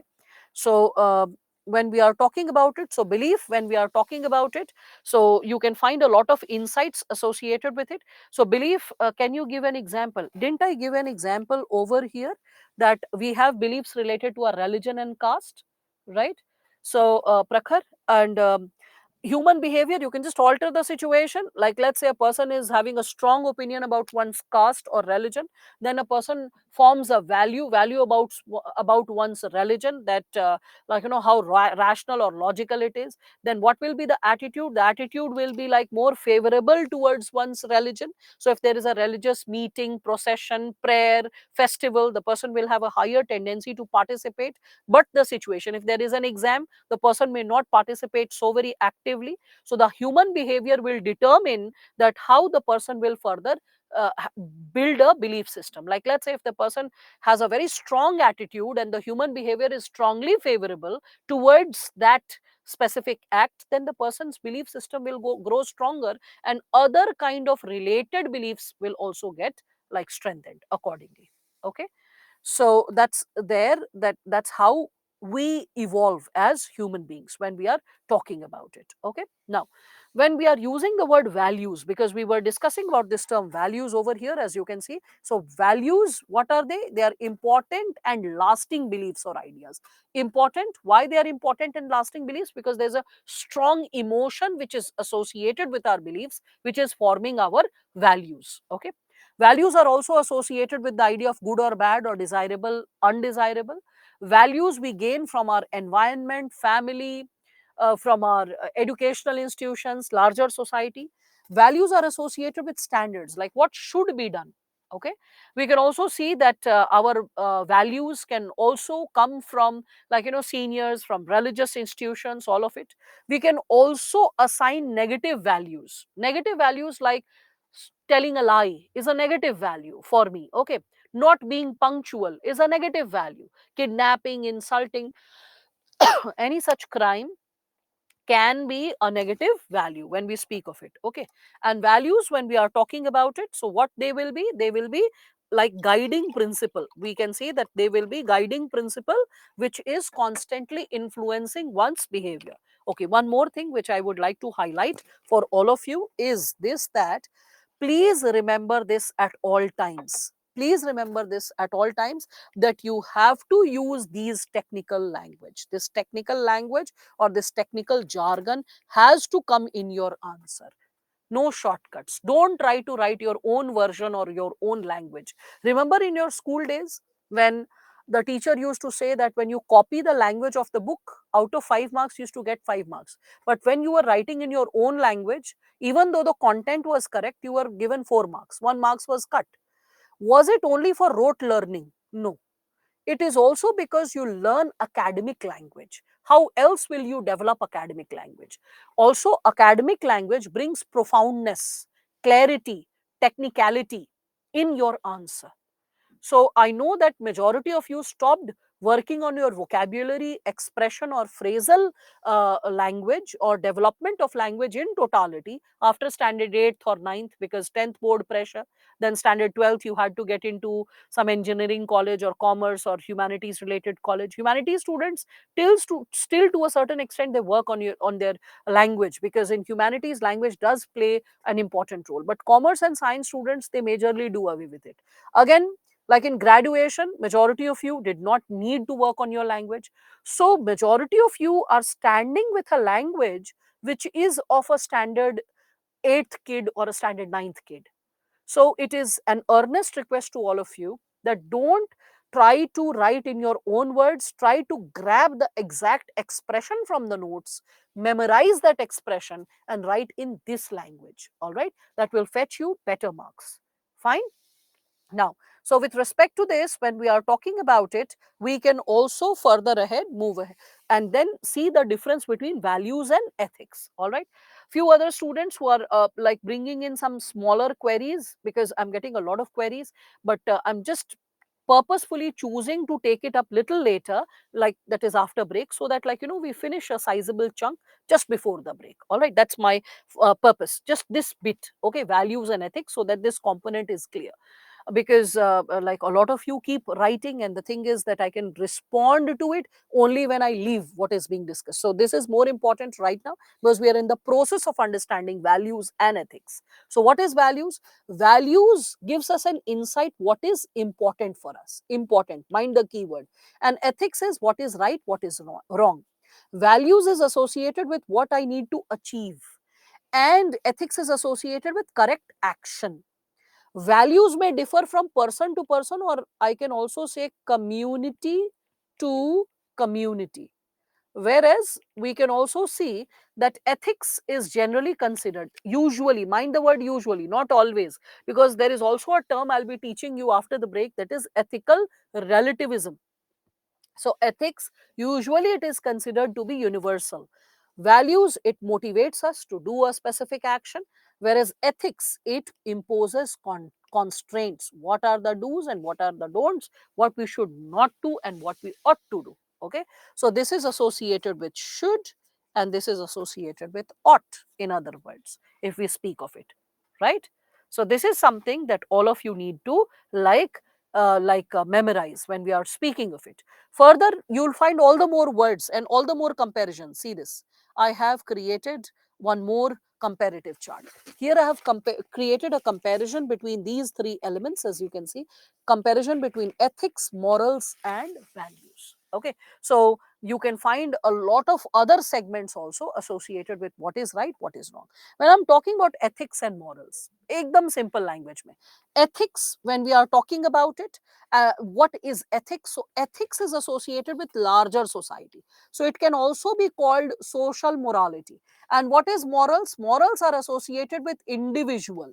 Okay, so it can be also called individual ethics when we speak of it. Okay, so when we are talking about it, ethics and morality, let us reflect upon this given segment, that ethics, what is it? So ethics is the guiding principle which is helping us to conduct, which is helping us to understand what are the do's and don'ts that we should do for an individual or a group, what should be done. Okay, whereas morals are our individual choices, our individual sense of right and wrong that we have developed, our own sense of right and wrong that we have created. Okay, again, when we speak of ethics, ethics is associated with professional ethics like doctors ethics, lawyers ethics, teachers ethics. It can be associated with any specific field, an organization, a company also has its own ethics, right? Whereas the individual sense of morality, our individual sense of right or wrong, okay, our individual sense of right or wrong is associated with our society, our culture, our religion, in which we can consider we are born, because our culture is also influencing our sense of right and wrong, the society is influencing our sense of right and wrong, religion is, like, influencing our sense of right and wrong. That is something which all of you can connect with. All right, so again, I think Chintan is unable to see the message also. SME, please try to reach out to him in other ways, because this child is struggling with his device, it seems. Okay, now, so when we are talking about it, we can also say that again, with respect to ethics, when we talk about it, so it is related to your professional work also, and morality is associated with our private lives. Okay, our private sense of right and wrong, so it's not related to professional work. Again, ethics, when we are talking about it, is uniform. Why uniform? Because it is relatively more common, more universal, whereas morals are what? Individual in nature, they are private. Okay, so because they are private, you can find that it can differ as per culture and religion. Okay, I hope all of you are able to understand this. Okay, so ethics and morality, and you are able to also connect between ethics and values. So I'll look through all the questions which you people have taken up, the prime few questions which are there, we will be talking about. Can we say values is an advanced stage of beliefs? Yes, definitely, Pulkit. Values is an advanced stage of beliefs, and attitude is an advanced stage of values, because you form your attitude on the basis of your values, and your attitude shapes your human behavior, how you would act, right? Okay, so this is there. Anyway, attitude is there, a chapter which we will be talking about. How religion influences your morality, your sense of right or wrong related to eating non-veg. So if you're a Jain, like, oh my God, you should never kill an animal. But if you are a person belonging to Shaktism in Hinduism, or you are following Islam, or you're following Christianity, there's no sense of guilt in terms of eating an animal's meat. Simple, right? So religion influencing our sense of right and wrong. So that's also there, right? All right. So we will be continuing with this session again. You can meanwhile reflect upon the segments which I have shown to all of you. This is something which I'm giving you as a homework. You can read this sheet, and you can just come across the comparison between ethics, morals, and values, which we have discussed so far. We will start with our segment associated with differentiating between law and ethics, like ethics and religion, ethics in terms of the determinants of ethics. So all that stuff we'll start after the break. So let's take a 15 minutes break and be back. So it's 7:54 going by our official clock. So I will be resuming after 15 minutes. All right, so this is it. Thank you.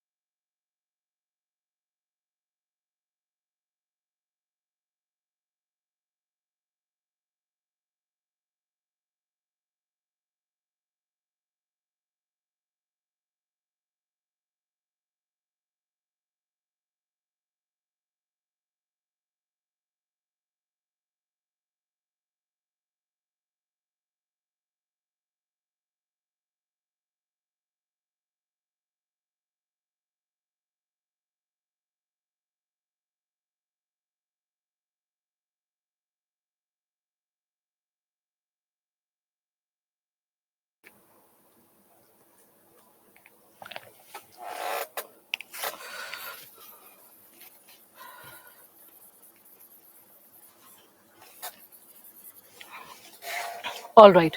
So,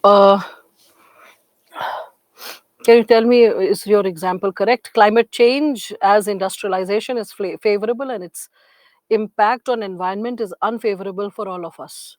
And now the attitude is mitigation effort. Yes, yes, yes, definitely. So it's like mitigation effort is the attitude for those who are concerned about environment, those who have values of environmentalism, ilma, not everyone. So a person having a belief that environment should be protected, and the person over the time period develops a value of environmentalism, and that person will further develop an attitude to save the environment, so go for peaceful negotiations, and then further like all the changes per se. All right. Okay. Zeba, the difference between ethics and morals is ethics are social standards. Morals are your individual sense of understanding. So society says what is right? So the society says what is morally correct, what ought to be followed, what is honesty. But are you as honest as society has taught you to be? As books have taught you to be? There can be manipulation, right? So how you are manipulating the idea of truth, of honesty, right? So the way you behave with honesty is like your morals, and the social standards of how a person ought to be honest is ethics. All right, so a lot of questions now. There are 40, 50 questions. God knows how much of, like, if I keep giving answers to these questions, it will take the second half of the break anyway. Let me just try to do as much as possible. So beliefs are shaping that auspicious that पहले छोटा question लिखना सीखो बच्चों. So Deepika, as you've written, can we relate the previous topic of beliefs, values shaping our attitude, eventually our behavior to feeding those in need on auspicious religious? Yes, yes, yes, definitely. But you have to understand, first it's a belief. The belief, when it is strengthened with emotions, becomes values. When those values get strengthened with, further we can consider our inclinations, that is something which is shaping our or our approach, that is shaping our attitude, and further that attitude is shaping our behavior. So that's what, Deepika, you need to think. So can attitude means how we behave? Yes. And can we that's Shalu, and then after that Prakhar is saying, no, but still we want to be close to Nobita. Why? Oh, Nobita and Shizuka type of questions right now, Prakhar, not possible to handle. So please excuse me for that, because of a lot of more theoretical and formal questions. No one is going to ask about Shizuka and Nobita. So let us call it pass for the time being. All right. How is spirit different from wisdom? Well, spirit is something which is the final outcome of wisdom. All right, Pulkit. So then further value of hard work can be there. Value of hard work, yes, value of hard work is there. Then a person becomes committed, and further the person becomes dedicated. Okay, so commitment and dedication is associated with that. What is the difference between morals and values? Again, there is a difference between morals and values. Abhinash, with respect to values again will be social standards. They are social standards of what is right, what is wrong, what should be done. Okay, and when we are talking about the possibility of morals are your own individual understanding and your own individual choice of what is right, what is wrong. All right, so that's what. Character comes from culture. It means that moral is based on moral is the base of ethics. Well, character does come from our culture, and when character is coming from our culture, it is shaping our morals.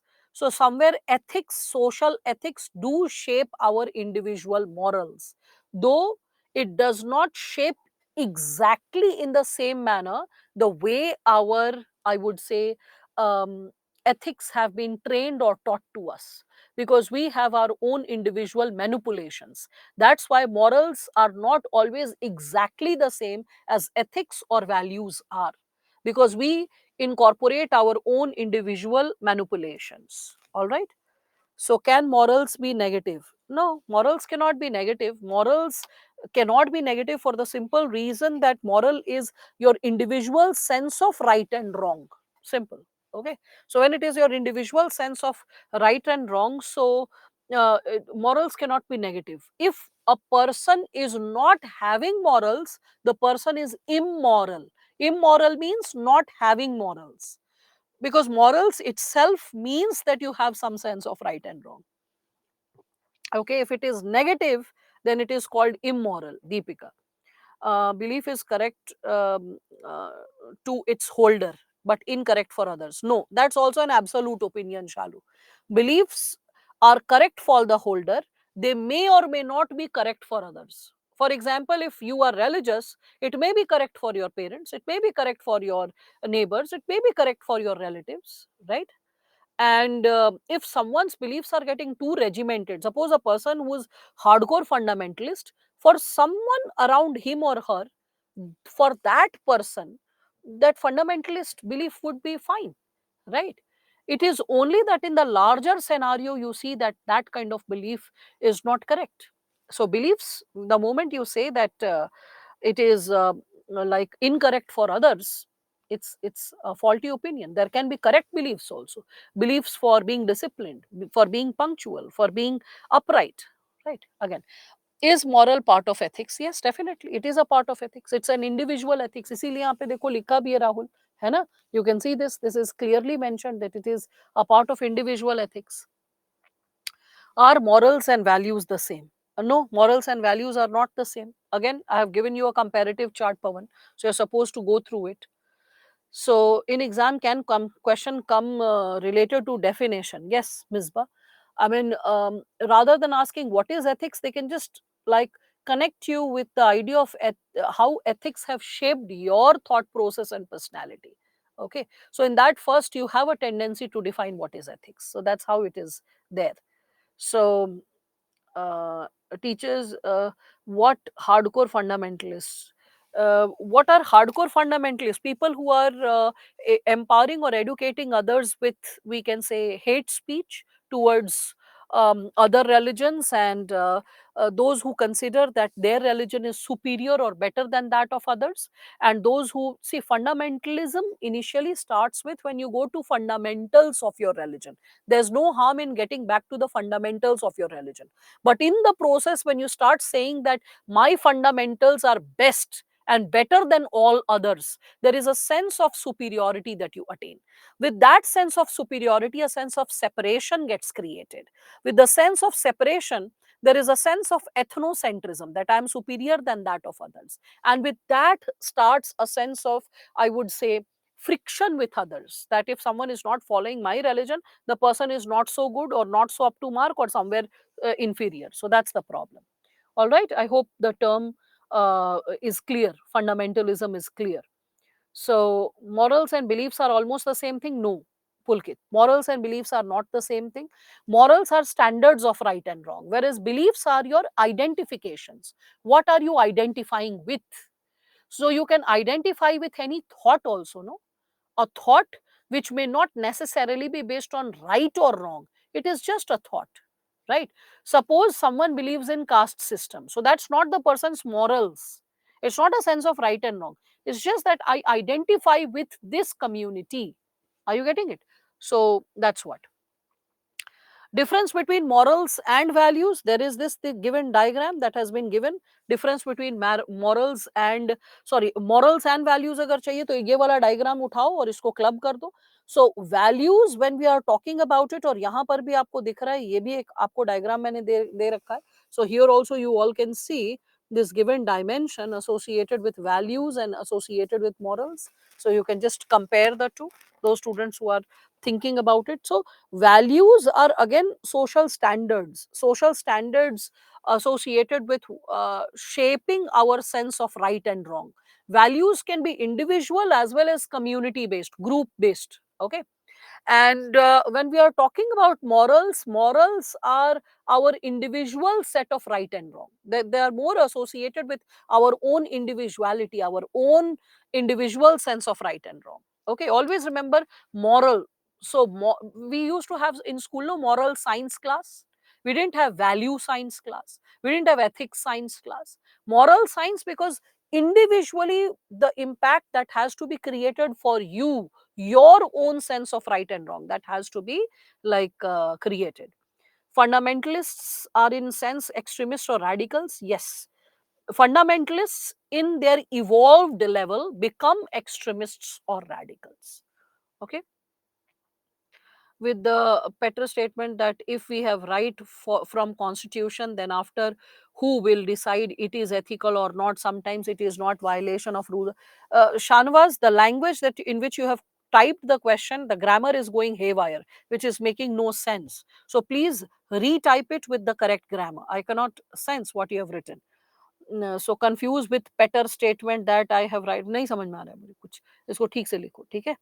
So, which is more personal, morals or values? Morals, because in morals we can create manipulations.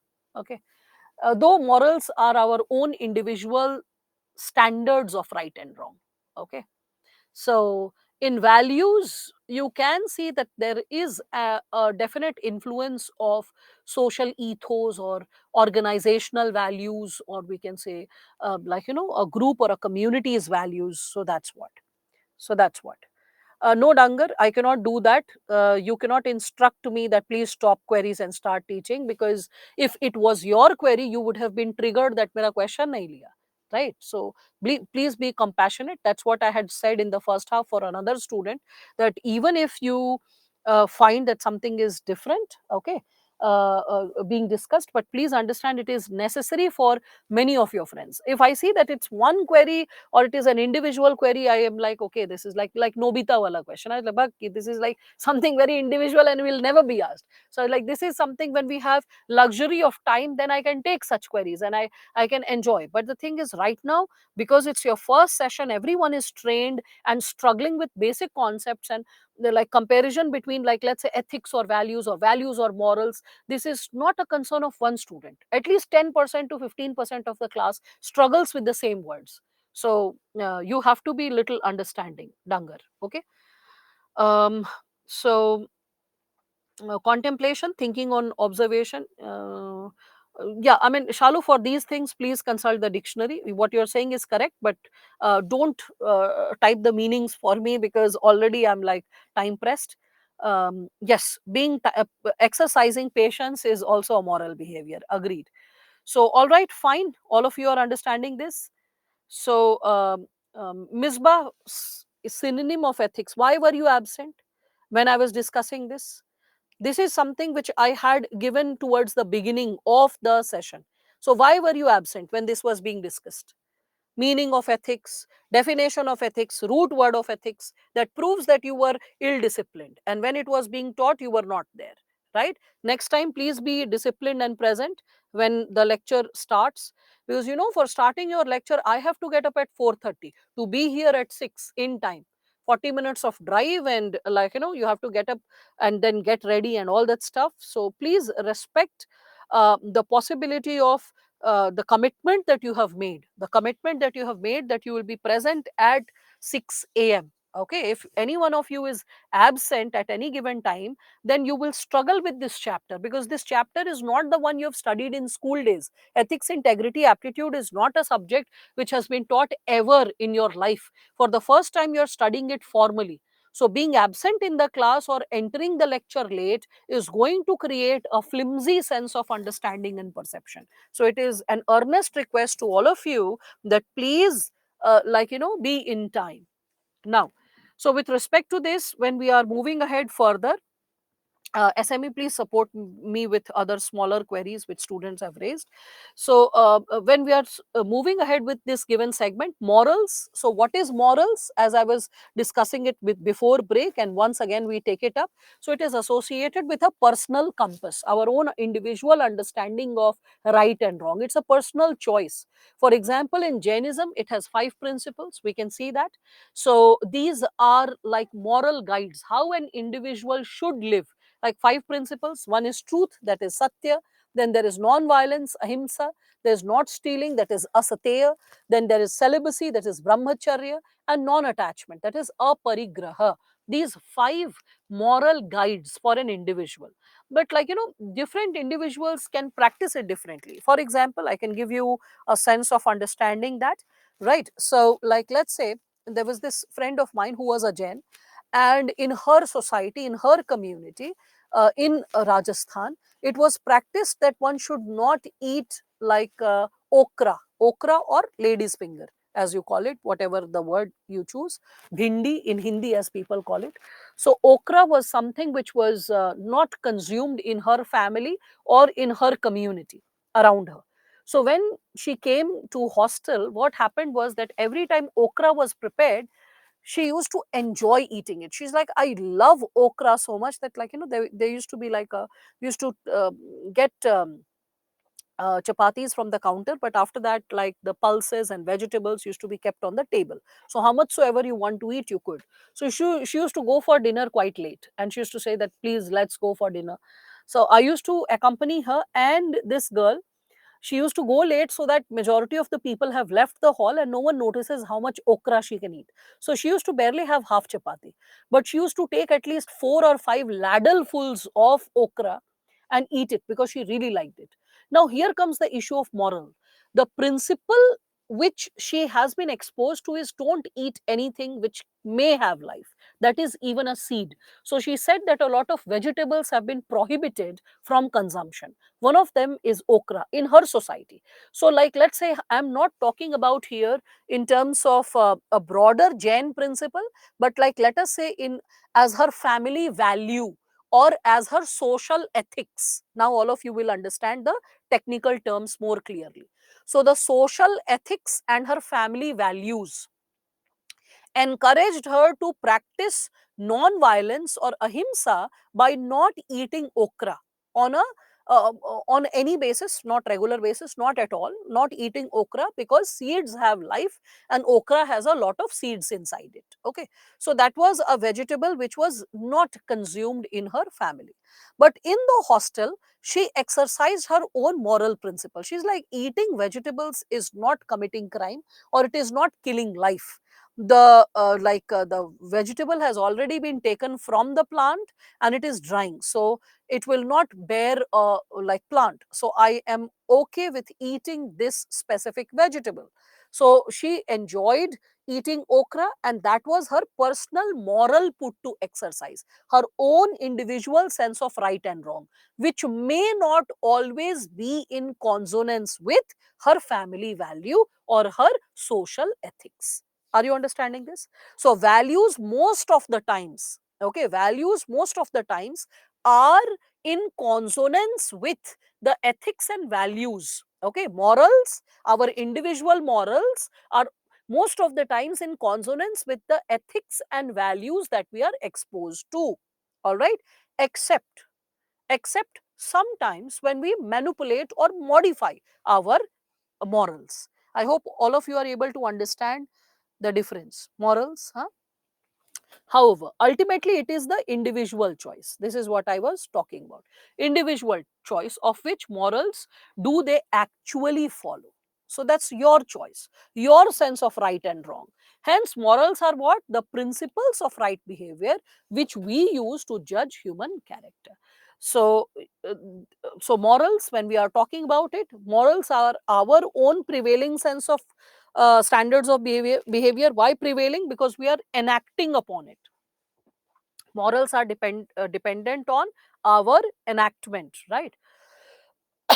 Aniket, let's not get into this, right? That Jains cannot enter the like, the process of farming and stuff, or Buddhist cannot get into it. I mean, just ask yourself, any statement that you type, that is it worthy of reading for me first. Second, is it academically important? Buddha used to say that before we exercise our speech, we should always use 5 steps. So right now I'll not discuss that 5 steps. You just go and search it later once the class is over. What are the 5 steps that should be exercised before we exercise our speech? Okay, so one of them is it necessary? So is it necessary? No, so let us skip it, right? Exam में भी नहीं लिखोगे farmers वाला logic, तो क्या जरूरत है उसको सोचने का भी. So what is the problem when we use all these words as synonyms? Always all these words as synonyms. um, what is written here is something that you have to produce, right? Manoj, I cannot interpret what you imply by when we use all these words as synonyms. I mean, this is what you have to write. So what synonym are you talking about? I cannot understand that, right? So you have to, like, memorize this language. manipulation of it will, like, or changing the language will sometimes manipulate the technicality of the jargon. Because, like, for example, one of your friends in the first half asked about a question related to ego. So I said, which ego are you talking about? There are three different meanings of ego in the academic world. In the similar manner, if you are using synonym, and if it is not landing technically correct, which you don't know because your language is not so evolved, so in that situation, if the synonym is leading to a different meaning or interpretation, it will damage the answer itself. Okay, so that's why use any synonym only when you are very confident about its correctness and validity in the situation, right? Now, so enable people to live cooperatively in groups. Okay, it enables people to live cooperatively in groups. What? Morals. Morals gives us a sense, our understanding how to live together, adapt and adjust. So again, morals is associated with our indifference to right and wrong. When we have that, then we have a technical term called amoral. Amoral, like a child. Okay, a child who is born or who is growing, who does not have a sense of right and wrong, so a child will be called amoral, more like a clean slate. So the child has to be trained with moral behavior. That's why a child is amoral. And if you are a student in the previous, like before break said, ma'am, can there be negative morals? I was like, there's nothing like negative morals. Lack of morals or loss of morals is immoral behavior. Okay, so immoral is being negative when you're consciously performing evil acts. All right, so I hope that's clear. So ethics and values are not the same, Pawan. Before the break, I have shown a diagram, and you should have been present and seen that, and the discussion associated with it, right? So, ma'am, we use morals, ethics, and values as synonyms, but now we have to be very careful. Yes, so very true. You cannot use values, ethics, and morals synonymously. They have different meaning. Ethics is even more conceptual than economics. Well, initially you may feel so, but later you'll realize every discipline has its own technical jargon, and that's how, like, you can consider it to be. Yes, even animals can be considered amoral, but see, I'll tell you something, Shiva. We use the term amoral for an individual who has the scope to learn moral behavior. Okay, so that's why animals के लिए हम amoral generally नहीं use कर सकते हैं, because they are not supposed to develop a sense of right and wrong. There are innate abilities that they have. Again, the moral, the word comes from moralis, okay, or Latin word mors or moralis, which is derived from the term customs. So morals, they can change over the time period. What are the source of morals? So we are learning morals from religion, like new knowledge, like for example, it was immoral to favor homosexuality 50 or 100 years back, but today it is morally correct to support the sexual rights of an individual, right? So that's why. So sources of moral can be also associated with new knowledge. Also, sometimes morals transcend time and culture. Like for example, selfishness was considered like an incorrect behavior or immoral act 100 years back, 500 years back, 2000 years back, and even today. So selfishness, like, breaching trust, like hurting others, all these are something which are considered incorrect behavior, right? So and you can see that morals, they generally are based on individual choice, so they lack objectivity. Remember this, lack objectivity. Why lack objectivity? Because why something is correct and why something is incorrect, that is something which is based on individual interpretation. So that's why an objective overview may not always be there. All right, so that's something which is associated with this given segment. He is moral to be honest, or he is ethical to be honest. Okay, well, in this situation he is ethical to be honest because social expectation is associated with honesty. So that's why he is ethical to be honest, because he is ethical. Ethical what? Ethical in social context. So even though the word social context is not written, Rahul, we use he is ethical. Okay, he is moral to be honest nahi keh sakte. We can say that it is morally expected from him to be honest. Okay, anyway, why are we getting so much into the grammar part of it? All right, so It lacks objectivity. It lacks objectivity means like, whereby we have a standard set of right and wrong. So it lacks objectivity because we can have our own individual interpretation, no, with respect to what is right and what is wrong. So no, I mean, Ilma will not take up sociology here because it has no rhyme or reason with respect to what we are discussing right now. So in research method of sociology, complete objectivity is not possible. We will not take this angle right now, though I can respond to it with two other examples, but right now it's unnecessary. So no distractions, please. So one person's moral can hurt the values at large. No, a person's morals cannot hurt the values at large. An immoral behavior can hurt the values at large. All right, Sakib? Fine. Now, so yes, subjectivity is high because if we talk about subjectivity and objectivity, which is the most subjective discipline? Most subjective is philosophy. And ethics, integrity, aptitude is associated somewhere close to philosophy. In human sciences, if we talk about it. And what is the most objective discipline? So, most objective discipline is physics, if you don't know. Then comes maths, that is mathematics. All right. So highly subjective. So subjective means a lot of interpretation is involved, a lot of understanding is involved. Literature is also somewhere over here, because in literature also, when we are comparing it to philosophy, okay, you will find that there are certain objective ways to deal with it. So a friend was immoral for eating okra. No, I will not say she was immoral for eating okra. Immoral is something which is wrong, okay, something which is wrong by any social standard, something which is causing hurt, okay.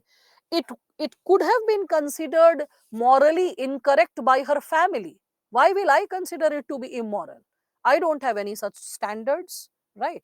So when we are talking about it, it was my friend's choice, going by her social values and family values, okay, and the ethical principles guiding her community. They would consider that her act was not morally guided or was morally incorrect. देखो, morally incorrect is still a mellow version compared to immoral. Immoral is when you lose your morals and you commit a crime per se, okay. So let us like understand the stages of the terms. That's why it is a highly subjective discipline. So moral for one can be immoral for another. Yes, to a certain extent, there can be a difference in terms of interpretation. Okay, but in general, you will find that that kind of friction or confusion does not occur on an average, though there is subjectivity with respect to our sense of right and wrong. So objective, what is objective? Objective means, when I say it lacks objectivity, means this consistency in action is objectivity. But when we say it lacks objectivity, means different people can consider a given act differently in different situation. For example, maybe you can say that cheating is an immoral act, right? Cheating is an immoral act. But 2 days before the exam, someone is giving you the mains question paper, that you just see this question paper and you can just prepare accordingly. So you will find it as an opportunity. You'll be like, okay, like I'm getting an opportunity and let me make the best use of it. So that, in that situation, what is happening? You are bending your morals, right? So this is what you can understand. That's why morals, they lack complete objectivity. There will be some human interpretation and subjectivity as per the suitability of the situation. So what are morals? So here I have given you the core insight. So morals are those beliefs which are considered right but are not necessarily reproduced in action. What is morally correct may not be objectively correct. So may not be reproduced in action. I consider honesty, or suppose someone is saying that, oh, I really appreciate disciplined officers, punctual officers. But if I say, were you joining the session sharp at 6? Like, I joined half an hour later. So in that situation, what happened? Your morals are not necessarily guiding your behavior. Are you understanding that? So morals may not be associated with like your action. It may not be reproduced in the form of action. And what is morally correct may not be objectively correct. What you morally consider to be correct may not formally or officially or in terms of ethos or values may not always fall in the correct bracket. That's what I implied. All right, good, Rahul, you joined in the session like in time. I actually keep noticing all those who join, no, their name keeps appearing. So I keep noticing who joined when, which name joined when, who left and again joined in. I don't like respond to it, but I notice the movement of each and every student. It's not possible to, like, at this age keep taking names and saying, oh, why are you joining at this time? But I notice all activity, everything is visible, as simple as that. Okay, so I just recalled that as an example when I'm discussing the issue of morals. Okay, now, so not understanding subjective objective. Okay, Misbah, well, sometimes you should also work on your vocabulary, Misbah. That is very essential. Subjective means which is open to your own interpretation. Objective means something which has a standard interpretation. Here you can see this. Objective, it means consistency in action, something which has a standard interpretation and standard way of understanding what ought to be done. That's objective. Subjective, which is open to interpretation, right? Okay. So, morals can not always be guided by individual action. Morals cannot always guide, not guided by. Morals may not always guide individual action. Who is putting incorrect words in your mouth, Ilma? Please read the sentence. It's written over here clearly. Morals are those beliefs which are considered right, but not necessarily reproduced in action. Reproduced in action. You're writing just the opposite statement. Morals cannot always be guided by individual action, whereas the statement with that I'm explaining is just the opposite. Morals guide our individual action, and morals may not guide our individual action, not the reverse, that action is guiding morals. Okay, that's an incorrect like explanation. So pay attention to grammar while you speak or write. Okay, in ethics paper, can we use only standard words? Preferably, yes, Aditya. That is something which will give you marks. If you're not using standard words, like right now, you're realizing the difference between values, ethics, and morals. And if you're not using the standard words, it can lead to a faulty or incorrect interpretation, right? Okay, anyway, again, giving you some idea related to this, you can just see this. Over here, when we are talking about it, differentiate between laws and ethics. This question was asked like almost like 9 years back. So when this is to be explained, the difference between laws and ethics, I can help you with two examples related to it. First, you can see is that an act that is ethically right but not legally right. Okay, and second is an act that is legally right but not ethically right. Right. For example, when I'm talking about legal but unethical, so this was an advertisement which was published earlier in the newspaper. You can see this was published in the newspaper in America earlier. So this is associated with sale and purchase of slaves. So it was legally allowed to purchase slaves. You can see the ad is clearly talking about a ship is coming on Tuesday on 6th of May, and it is carrying 250 healthy Negroes. And it is talking about arriving at Windward and Rice Coast, and it is talking about like these individuals, they are free from any kind of infection, as if animals are being sold. So you can see that this was a legal advertisement. It was legally allowed and permissible. But when we are talking about the component of unethical, it is unethical. Why? Because going by standard human thought process, or what should be ideally followed, we can see that this is something which is not to be appreciated or accepted. So like we can consider that it is legal, but it is unethical. It is legal to see this advertisement 100 years back, but it was unethical because human beings should not have been sold and purchased. It was not ethically correct. Okay, again, Mahatma Gandhi breaking the salt law. Okay, so the salt law which was violated by Mahatma Gandhi. So we can see that this is something which we all can consider associated with an illegal act. The British considered it as an illegal act, but it is ethical. It is ethically correct. I hope all of you are able to understand this. Again, let us see this given dimension associated with ethics and laws. So, ethics are guided by internal locus of control. Internal locus, just a second. So, they are guided by internal locus of control, whereas laws are guided by external locus of control. So, how is law guided by external locus of control? So, we can see that it is like laws, what do they do? So, laws give us an idea, the rules that what should be followed. They are codified, they are administered by the government, they are written, they are punishable with fines and imprisonment, right? They can be created like by the parliament, right? So they intend to maintain peace and order in the society. So when we speak of law, laws are they are like associated with external locus of control, whereas when we are talking about ethics, ethics are associated with internal locus of control. It is associated with our internal or innate or cultural or implicit or at the level of conscience, the level of understanding of what is right, what is wrong. That's what we can consider ethics is all about. So ethics is based on internal locus of control, which is guided by our culture, by our internal sense of right and wrong, by our societal interpretation, by our own individual reflections, right? So it is guided by moral philosophy. It is right versus wrong. It is associated with what is good behavior. So if you are not behaving ethically, no one is going to punish you, imprison you, impose a fine, right? But it is expected from you to do that, because if you do it, then you are exercising a good behavior, right?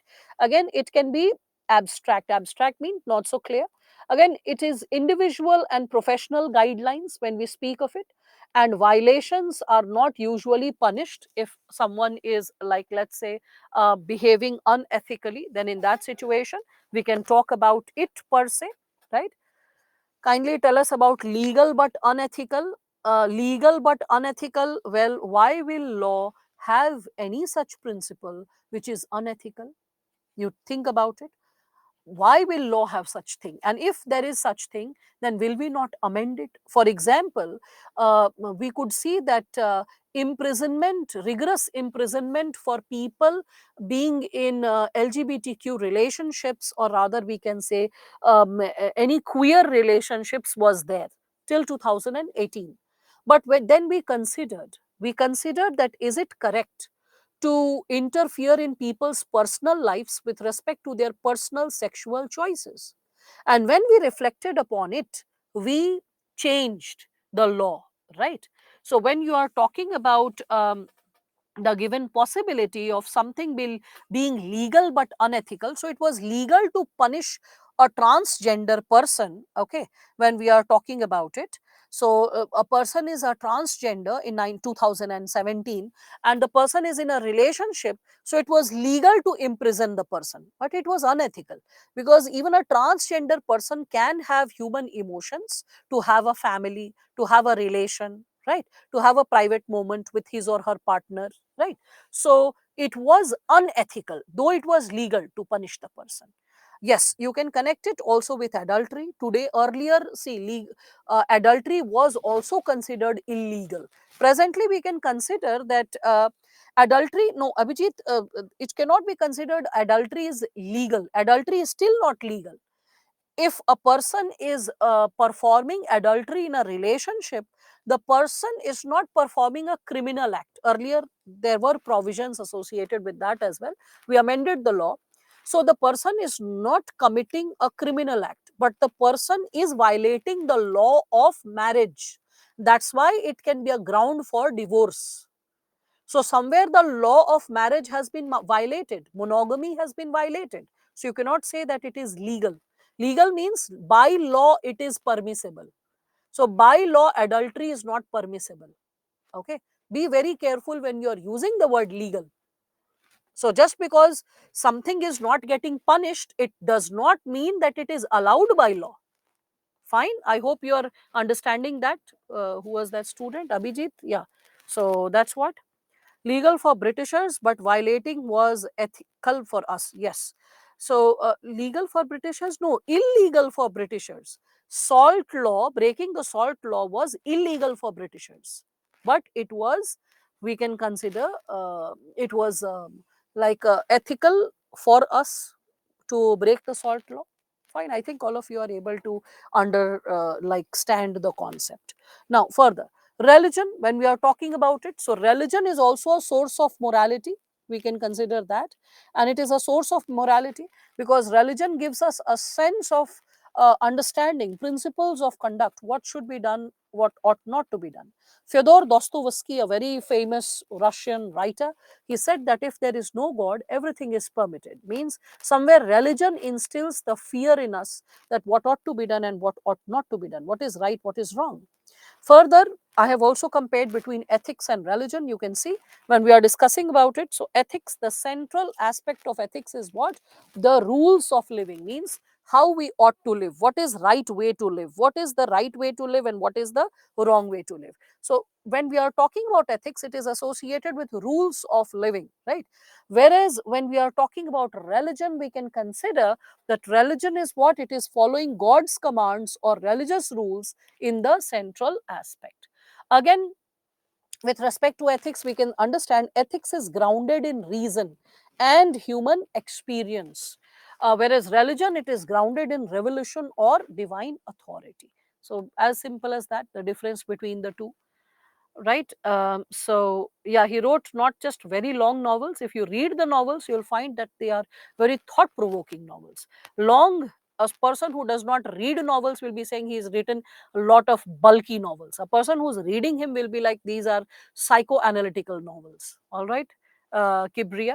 So I think that you have you need to appreciate such authors, because thinking from that perspective is so I would say titillating, isn't it? So, but who don't marry, then whom love in relationship legal na? Oh God. Shanavas, please work on your language, bacha. Your grammar is as twisted as it can be. Okay. So it is more like a centipede with so many legs and so many hands and moving, twisted, turned.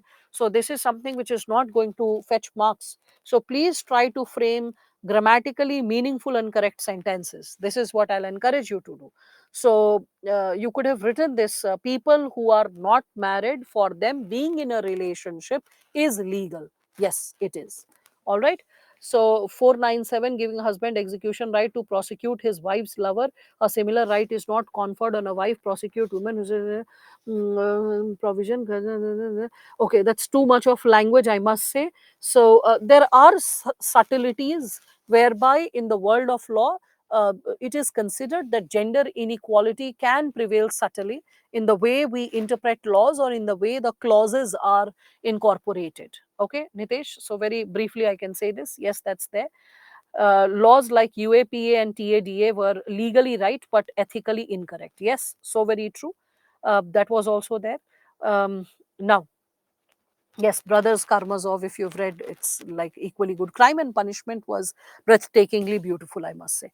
Again, so when we are talking about it, ethics are drawn from religion. Yes, ethics can be drawn from religion, because towards the beginning of the session itself, I said that source of ethics, religion is also there, right? So, hijab rule in Iran is example of legal but unethical. No, Nitesh, we cannot say it is legal but unethical. First, the a lot of women are protesting that it should not be a part of legal enforcement. It should be a choice who wants to use it.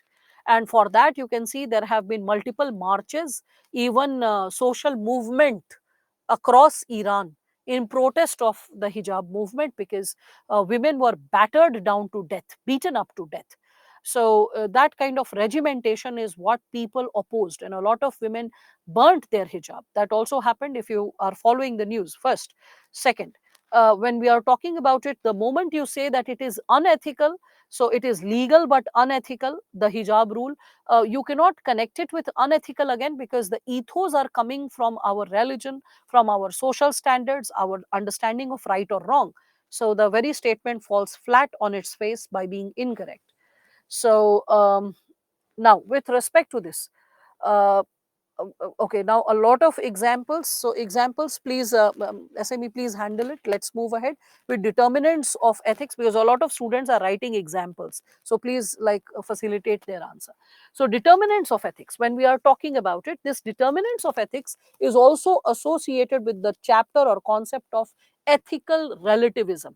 So ethical relativism means when ethics are relative to a person, a place, or a time. Okay, time can be associated with also a situation. All right, so when we are talking about it, you can understand in the determinants of ethics that it is quite a complicated task to, like, judge an entire criteria of what is wrong and what is right. Okay, because we can consider that nothing can be absolutely like and universally be right, and absolutely and universally be wrong.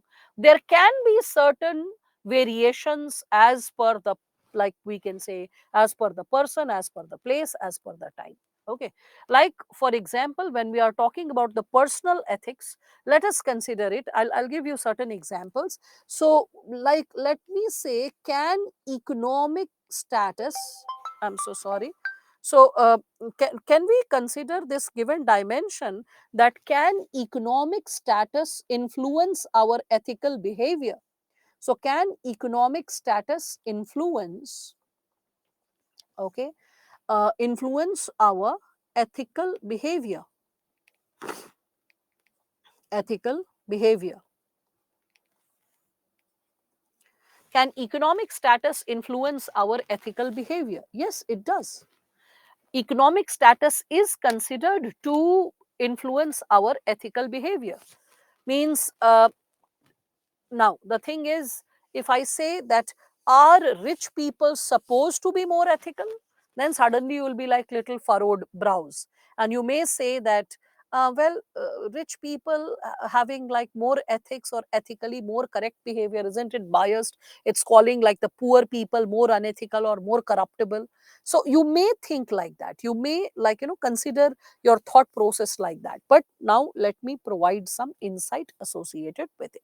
So, with respect to this, when we are discussing about the dimension related to, the component of person. So, with respect to person, if I'm talking about economic status is influencing it, so let us consider that, like on a bridge, a truck loaded with grains is crossing by, and it just topples over due to some, like, I would say, the driver not being so careful. The driver, suppose, collides with the railing of the bridge, and the truck, it just turns slightly, and the grains, they start falling under the bridge. A lot of grains fall down, a lot of sacks fall down. In that situation, let us say a merchant is passing by, and the merchant is seeing a lot of grains have fallen down, and he gets his own carts and starts getting those sacks loaded. At the same time, there are two hungry beggars who have not eaten for past 2 3 days. They are passing by, they see the grains, they somehow, like, crawl down the way, and then they also start collecting the grains in little plastic bags. In this situation, will both be punished at the same competent level? Both are stealing the grains from the government vehicle, but are they going to be punished in the similar level? No, there will be difference in punishment, because one is stealing out of need, the other is stealing out of greed. So there has to be difference in treatment. The person stealing out of greed has no compulsive reason to steal. So, in the lack of compulsive reason, when the person is doing so, the person has greater chance to be punished more severely. Okay. So, when we are talking about economic status influencing our economic behavior, you have to be very clear about it. Mitigating circumstances at play. Yeah, in a way, you can consider that as well, that the economic condition also mitigates the circumstances. It decreases those situations because of which a person can get into deviant act. Probably that's why you see that in Scandinavian countries or in Japan, the rate of corruption is relatively quite low. And because if the basic needs are fulfilled, if the standard of life is relatively better, in that situation, you can connect it with the possibility of, like, the the idea of development and how it articulates itself, right? So this is something which you can connect with. Then again, along with this person, when we are talking about it, let us connect it with from the angle of gender after economic status. So does our gender identity decide our ethics when we are talking about it? Does our gender identity decide ethics? People, what do you believe? Does our gender identity decide our ethics? Okay, so a lot of you are having mixed expression. Some are saying yes, some are saying no. So let me give you this given dimension associated with it. When we are talking about the possibility of, like, okay, if there's any student from old batch and asking that till what time is the class, officially the timing is of the new batch is from 6 o'clock to 9:30. All those students who are not aware of it and they don't see timetable, this is for them. Okay, like for example, Akanksha. So you should always notice the timetable. You'll get the duration, you'll get the time, you'll get the number of days associated with a topic. That's the smart and official way to be, right? Okay, now, so when, and the timetable has been mailed to all of you. Now, when we are talking about it with respect to gender, let us reflect upon it. What does it imply? So, no worries, no worries. I mean, that's how you evolve. Now, with respect to this, when we are discussing about the component of gender, so does gender determine our ethics? Let's say boys, after completing their exam, so like let's say btech fourth, like fourth year btech students, after completing their exam, like let's say the boys, they like walk out of this, walk out on the street near the highway, they purchase some liquor, and they take like the music system from their hostel rooms, the bluetooth or music system, whatever, and they take it, and near the highway in the open fields they keep the bluetooth, they switch on their torches, and a lot of like torches, and after that they start drinking and dancing. The passing by vehicles are seeing, they can see there is an engineering college, and across the road the boys are dancing in the field, and they are on loud music at 1 o'clock at night. So a lot of people will be dismissive about it. They will just smile, they're like, haha, oh god, these boys, these young kids these days, they are such brats. Or okay, their exam is over, so they are just chilling. Now reverse the situation. Like let us say, 1 o'clock at night, girls near the highway in an open field, they have like lit up the space with some torches and stuff, and there is loud music, and they are dancing and drinking and gyrating on the music. So in that situation, will the society have a similar opinion and similar thought process? So you can very well understand that our ethos, our ethics, it differs as per the gender identity as well. Okay, I hope you are understanding this. In the similar manner, with respect to, like, majority of the things, you'll see that like when it comes to presenting yourself in public, drinking, smoking, like, dancing, how you behave in public space, how you are behaving in professional space, how you are being assertive, your leadership quality, it is interpreted differently. Anyway, person, when we are talking about it, person with respect to professional role, professional role. So in terms of professional role, as an IS officer, you are not open to freely like, dislike, or express your political opinion. If you do so, that will be a mark of non-partisan behavior not being exercised. And in that case, some shunting posting can come. In that case, the senior can call you and ask for an explanation why you behaved in a specific manner, or why publicly you posted something which was highly political. So when we are talking about, like, let's say in determinants of ethics, when we are talking about ethics guided by you as a person as well. So your professional role as a person also determines how you are supposed to behave in public. What are the do's and don'ts you are supposed to follow in public? Okay, so I hope you are understanding that. In determinants of ethics, you are connecting it with person. Aditya, go easy, go easy. First, complete certain segment. We have not even completed first chapter. Okay, so as I'm completing this chapter, how about you going back and seeing the PYQs? Okay, You first understand the concept and then you reflect upon the PYQs. That will make greater sense, right? Okay. Now, we do not discuss about third gender. So very true. We also do not discuss about third gender in majority of the academic spaces. Okay. Now, with respect to place, so it can be possible that what is ethical in one place may not be ethical in other, right? For example, I can give you that in India, when we speak of punctuality, so in India sometimes it is seen that it is not even treated as a value, not even treated as a value. Whereas if we are talking about Japan, in Japan, punctuality is treated as an ethics. Ethics means universal standard of right and wrong. Okay. So in Japan, punctuality is an ethical behavior, right? Whereas in India, it is not even treated as a value. All right. So that is something which you all can connect with. Like for example, in like let's say in general situations, committing suicide is considered like unethical across the world. But like let's say if in Japan there is a samurai who is fighting a duel, like a battle of swords, and the samurai can sense that the person is about to lose, so it is considered to commit suicide or kill oneself before losing the game. Okay, so when we are talking about it in Japan, a samurai killing himself will be considered as an ethical behavior, whereas in rest parts of the world, killing oneself will be considered as an unethical behavior. It will be punishable in countries like Europe and all. Similarly, you can consider this in India: open defecation, urination, or for that matter spitting.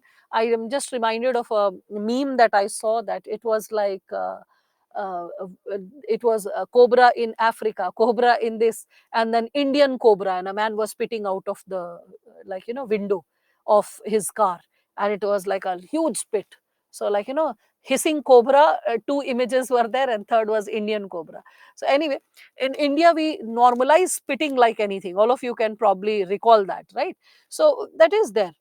The ethics do not have the same. People who are living in Singapore, you will see how clean and how meticulous they are when they have to pay the like I would say, like we can consider the possibility of the paucity of or the possibility associated with this given dimension. So like in Uganda, homosexuality is banned but legal in US. Yes, you can connect with that as well, right?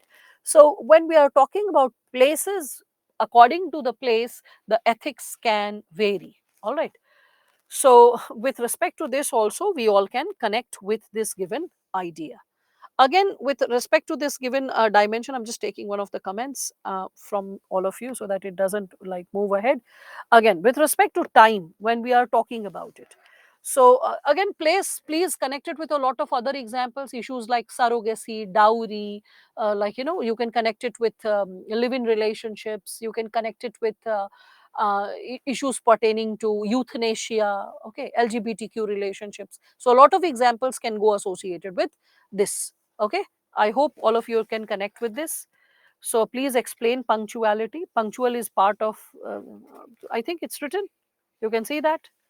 So punctuality being not even treated as a value in India, and what to explain about it. You all know that people invite at 7 o'clock for their birthday parties or wedding ceremonies, and people will go at 9 o'clock, standard time, 2 hours late, right? You can see that happening with respect to sessions, lectures, so many other things. Anyway, time. With respect to time, when we are talking about it, so like this sati, slavery, okay, issues related to imperialism, issues associated with untouchability,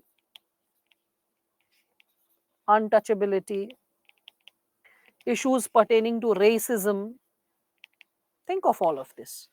And then you can connect with this given idea that these issues have been over the time period earlier considered ethical or correct or acceptable, and today they are considered unethical, okay, and also illegal.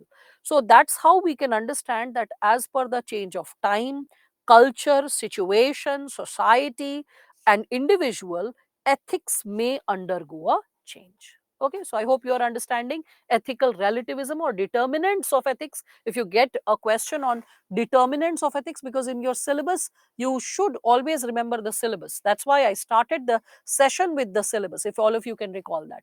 So please run through it, and you'll find determinants of ethics is there, and this is yet another subtopic that I hope you have successfully understood. Now, when we are talking about ethics, there are three subcomponents. One you could understand is ethical relativism. Second, which we are talking about, is ethical universalism. So, ethical universalism, what is it? So, it says that ethics remains the same. It is discussed in moral philosophy. It considers that ethics remains the same. Ethics are universal in nature. The manifestation is what changes with time. The manifestation means how we exercise it, how we execute it, that changes with time. Like, for example, the idea of love and respect towards parents. So, love and respect towards parents, when we are talking about it, it is universal. It is universal that we love and respect our parents. But when it comes to the logistic issues at ground level, our treatment may change, our treatment may vary. For example, the practice of talai kutal. This is a news article which I just took a screenshot, and I just put it for all of you so that you get an idea. So what is talai kutal? So in Tamil Nadu, this practice is there whereby you can see that an individual who is like really aging, and this person is not keeping well, and there is no cure for the person's ailing because it's because of aging. So no medicine can cure that person's challenge. For such an individual, you will realize that it is permissible, it is allowed socially or culturally, it is allowed that the senior most child or any of the children can volunteer to kill the parent. Kill the parent means either mix something in the food, or while they are sleeping just make them breathless. Okay, some method to put an end to their suffering. Okay, so that is also a standard practice. There was a very beautiful French movie, I remember. I'd watched it almost a decade back. It was Amour. It got some international awards as well. Amour. So in Amour, amor literally means love, and in that also a similar situation was shown whereby a couple, aging couple, was living together, and the lady, she lost her memory and she was always bedridden, and the man had to sponge her, clean her hair. The nurse used to be like irregular, she was not so kind. A lot of nurses used to brush harshly, and there were other things, and the man was like constantly struggling to keep up with taking care of his wife in the with the absent nurses and children not being there. So one day he only put her to death. So is it like killing the person? Seni side, as the term goes. Side means to kill. Seni means old age. So is that actually killing the person and like unethical behavior? So if you go by ethical universalism, guided by love, guided by a sense of respect, when you don't want to see your loved one suffer, that is something which is encouraging a cultural practice like talai kutal. It may come as a cultural shock to many of you because of cultural relativism, that you're like, huh, how can you kill your parent even if the person is like struggling because of aging issues? So don't behave with cultural shock, take it as cultural relativism, that as per the variation in culture, people may behave differently. It is the intention that you have to see, that motivated by what intention that act has been practiced culturally, that has been accepted socially. Again, there is a practice in like we can say that that is amongst Inuit communities, that popularly you call them communities who are living in igloo, okay, or Eskimos. Eskimos is not formally a correct term, formally, because it is taken as a slang by the Inuit communities or the tribal communities living around Arctic region. So they have this practice that the aging population during winters, when they see that the food is receding and the younger lot, that is the children and the youth, are not able to have enough food. The food supply is shrinking because of harsh winters. So one fine day, one of the senior citizens who is aging and ailing chooses to, like, when everyone is sleeping, the person gets up, takes off all the clothes, and starts walking in the snow. And barely the person is able to walk something like 90 to 100 meters, and the person like dies because of pneumonia and, like, breathlessness, and the person just gets buried in the snow itself. So there are a lot of such cultural practices. So there is a universal ethos which is somewhere running as an undercurrent, which is somewhere protected, or which is somewhere in consideration. But our practices, our manifestations may vary as per time or as per our experiences. So that is ethical universalism. That is, ethics remain the same. Ethics don't change. It is our manifestation that changes. Okay, I hope you can understand that. So, okay, all right. Okay, all right, Nikki. So, can we take example of active and passive euthanasia, as passive is legal in India? Yeah, you can connect with that as well. That's also something which you can also talk about it in terms of it. But euthanasia is still debatable when we speak of it. Talai Kutal is a cultural practice, but euthanasia is still debatable. So that's also there. So again, when we are talking about it with respect to ethics in terms of ethical relativism and ethical universalism, the third segment is ethical nihilism. This is another extreme version. So what is ethical nihilism? So you can see it is rejecting the possibility of absolute moral or ethical value. In a simple language, if I speak of um, ethical nihilism, ethical nihilism, it considers, okay, it considers philosophy as pseudo discipline. Pseudo discipline. Why does it consider philosophy as a pseudo discipline? It is considering philosophy as a pseudo discipline because it considers that human behavior is unpredictable, and it says that when human behavior is unpredictable, in that situation, how can we try to, and and ethics is trying to control this human behavior. So ethics tries to control and predict this behavior. And according to nihilists, it's not possible because human behavior is very dynamic. Like, let us say, suppose a person, like, let's say I go and I hit a person, and the moment I hit a person, the person is like, don't hit me, don't hit me, and the person just bends down. Suppose I hit another person, the person is like, oh my god, she's about to hit me, and the person runs away getting scared. Suppose I hit another person and the person like holds my hand and asks me, why are you aspiring to hit me, and how dare you hit me, it's not under your legal authority or moral right, so you just cannot hit or exercise violence towards a person. And then there is a fourth person that I am trying to hit, and the person reverts back and gives me 3 4 punches and moves away. Okay, four people behaved in four different ways to the action that I performed. That's what nihilists say. Nihilists say that human behavior is highly unpredictable. So there cannot be a common chartering or a common characterization of how people can behave. And through ethics, by theorizing a discipline, we are trying to control, regulate, and predict that behavior, which is technically not possible.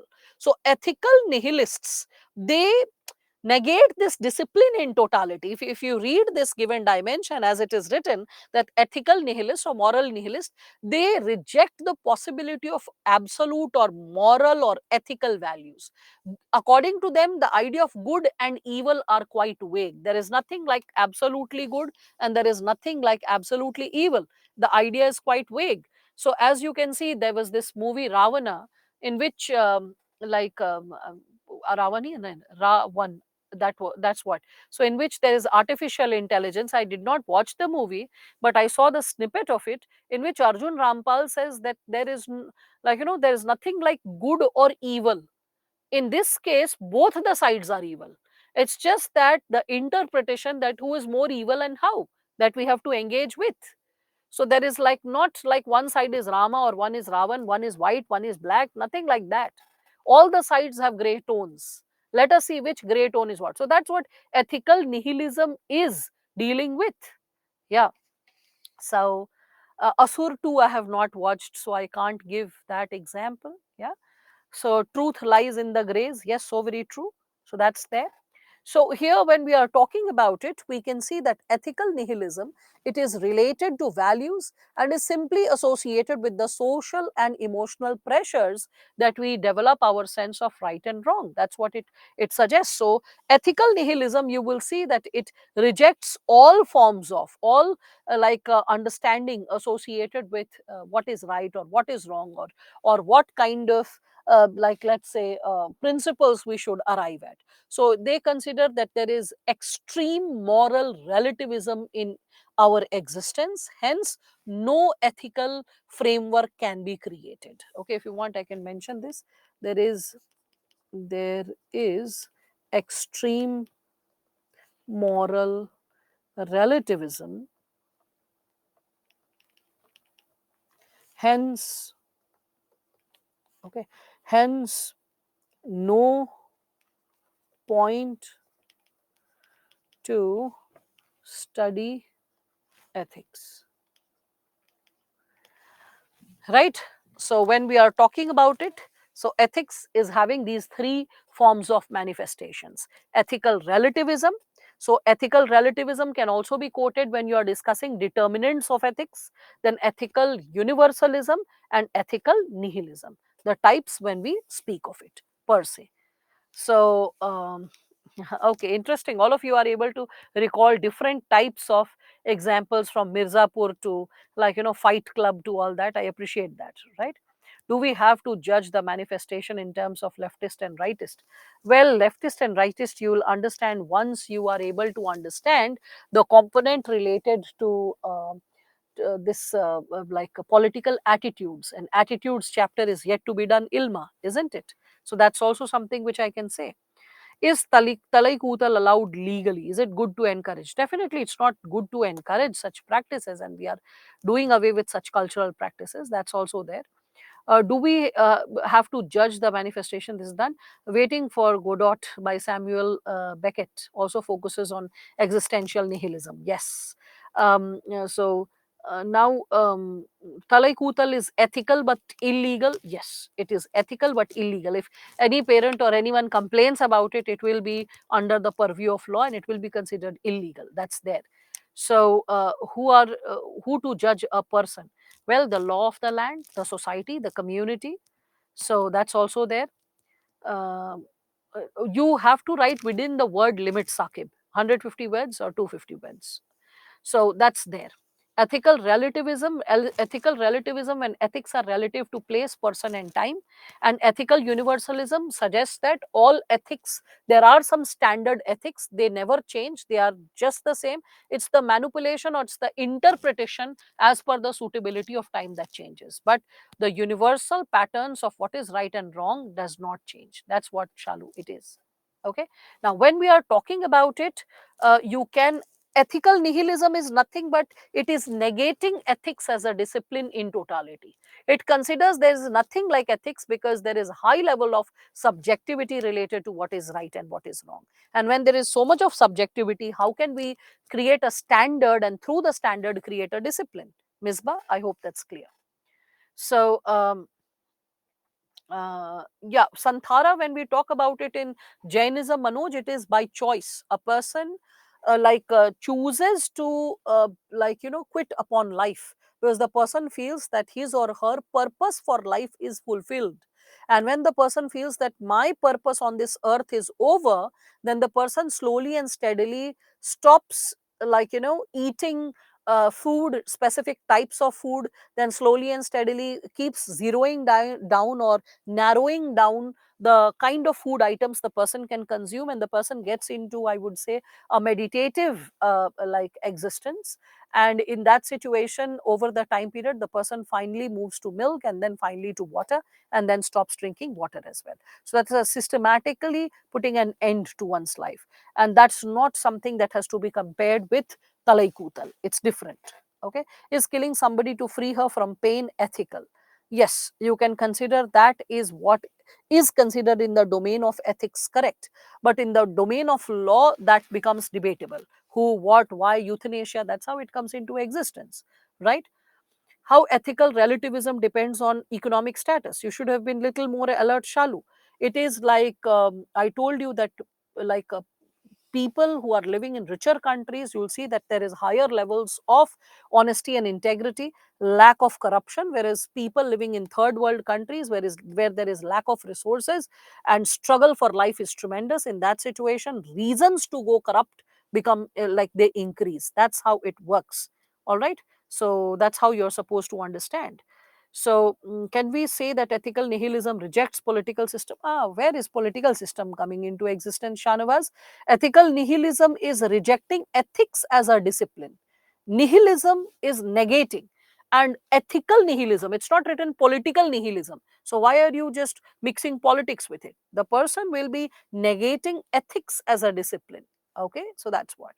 Now, so negating ethics in simple terms, negating means refusing to believe that ethics can exist as a subject, as a formal standard discipline.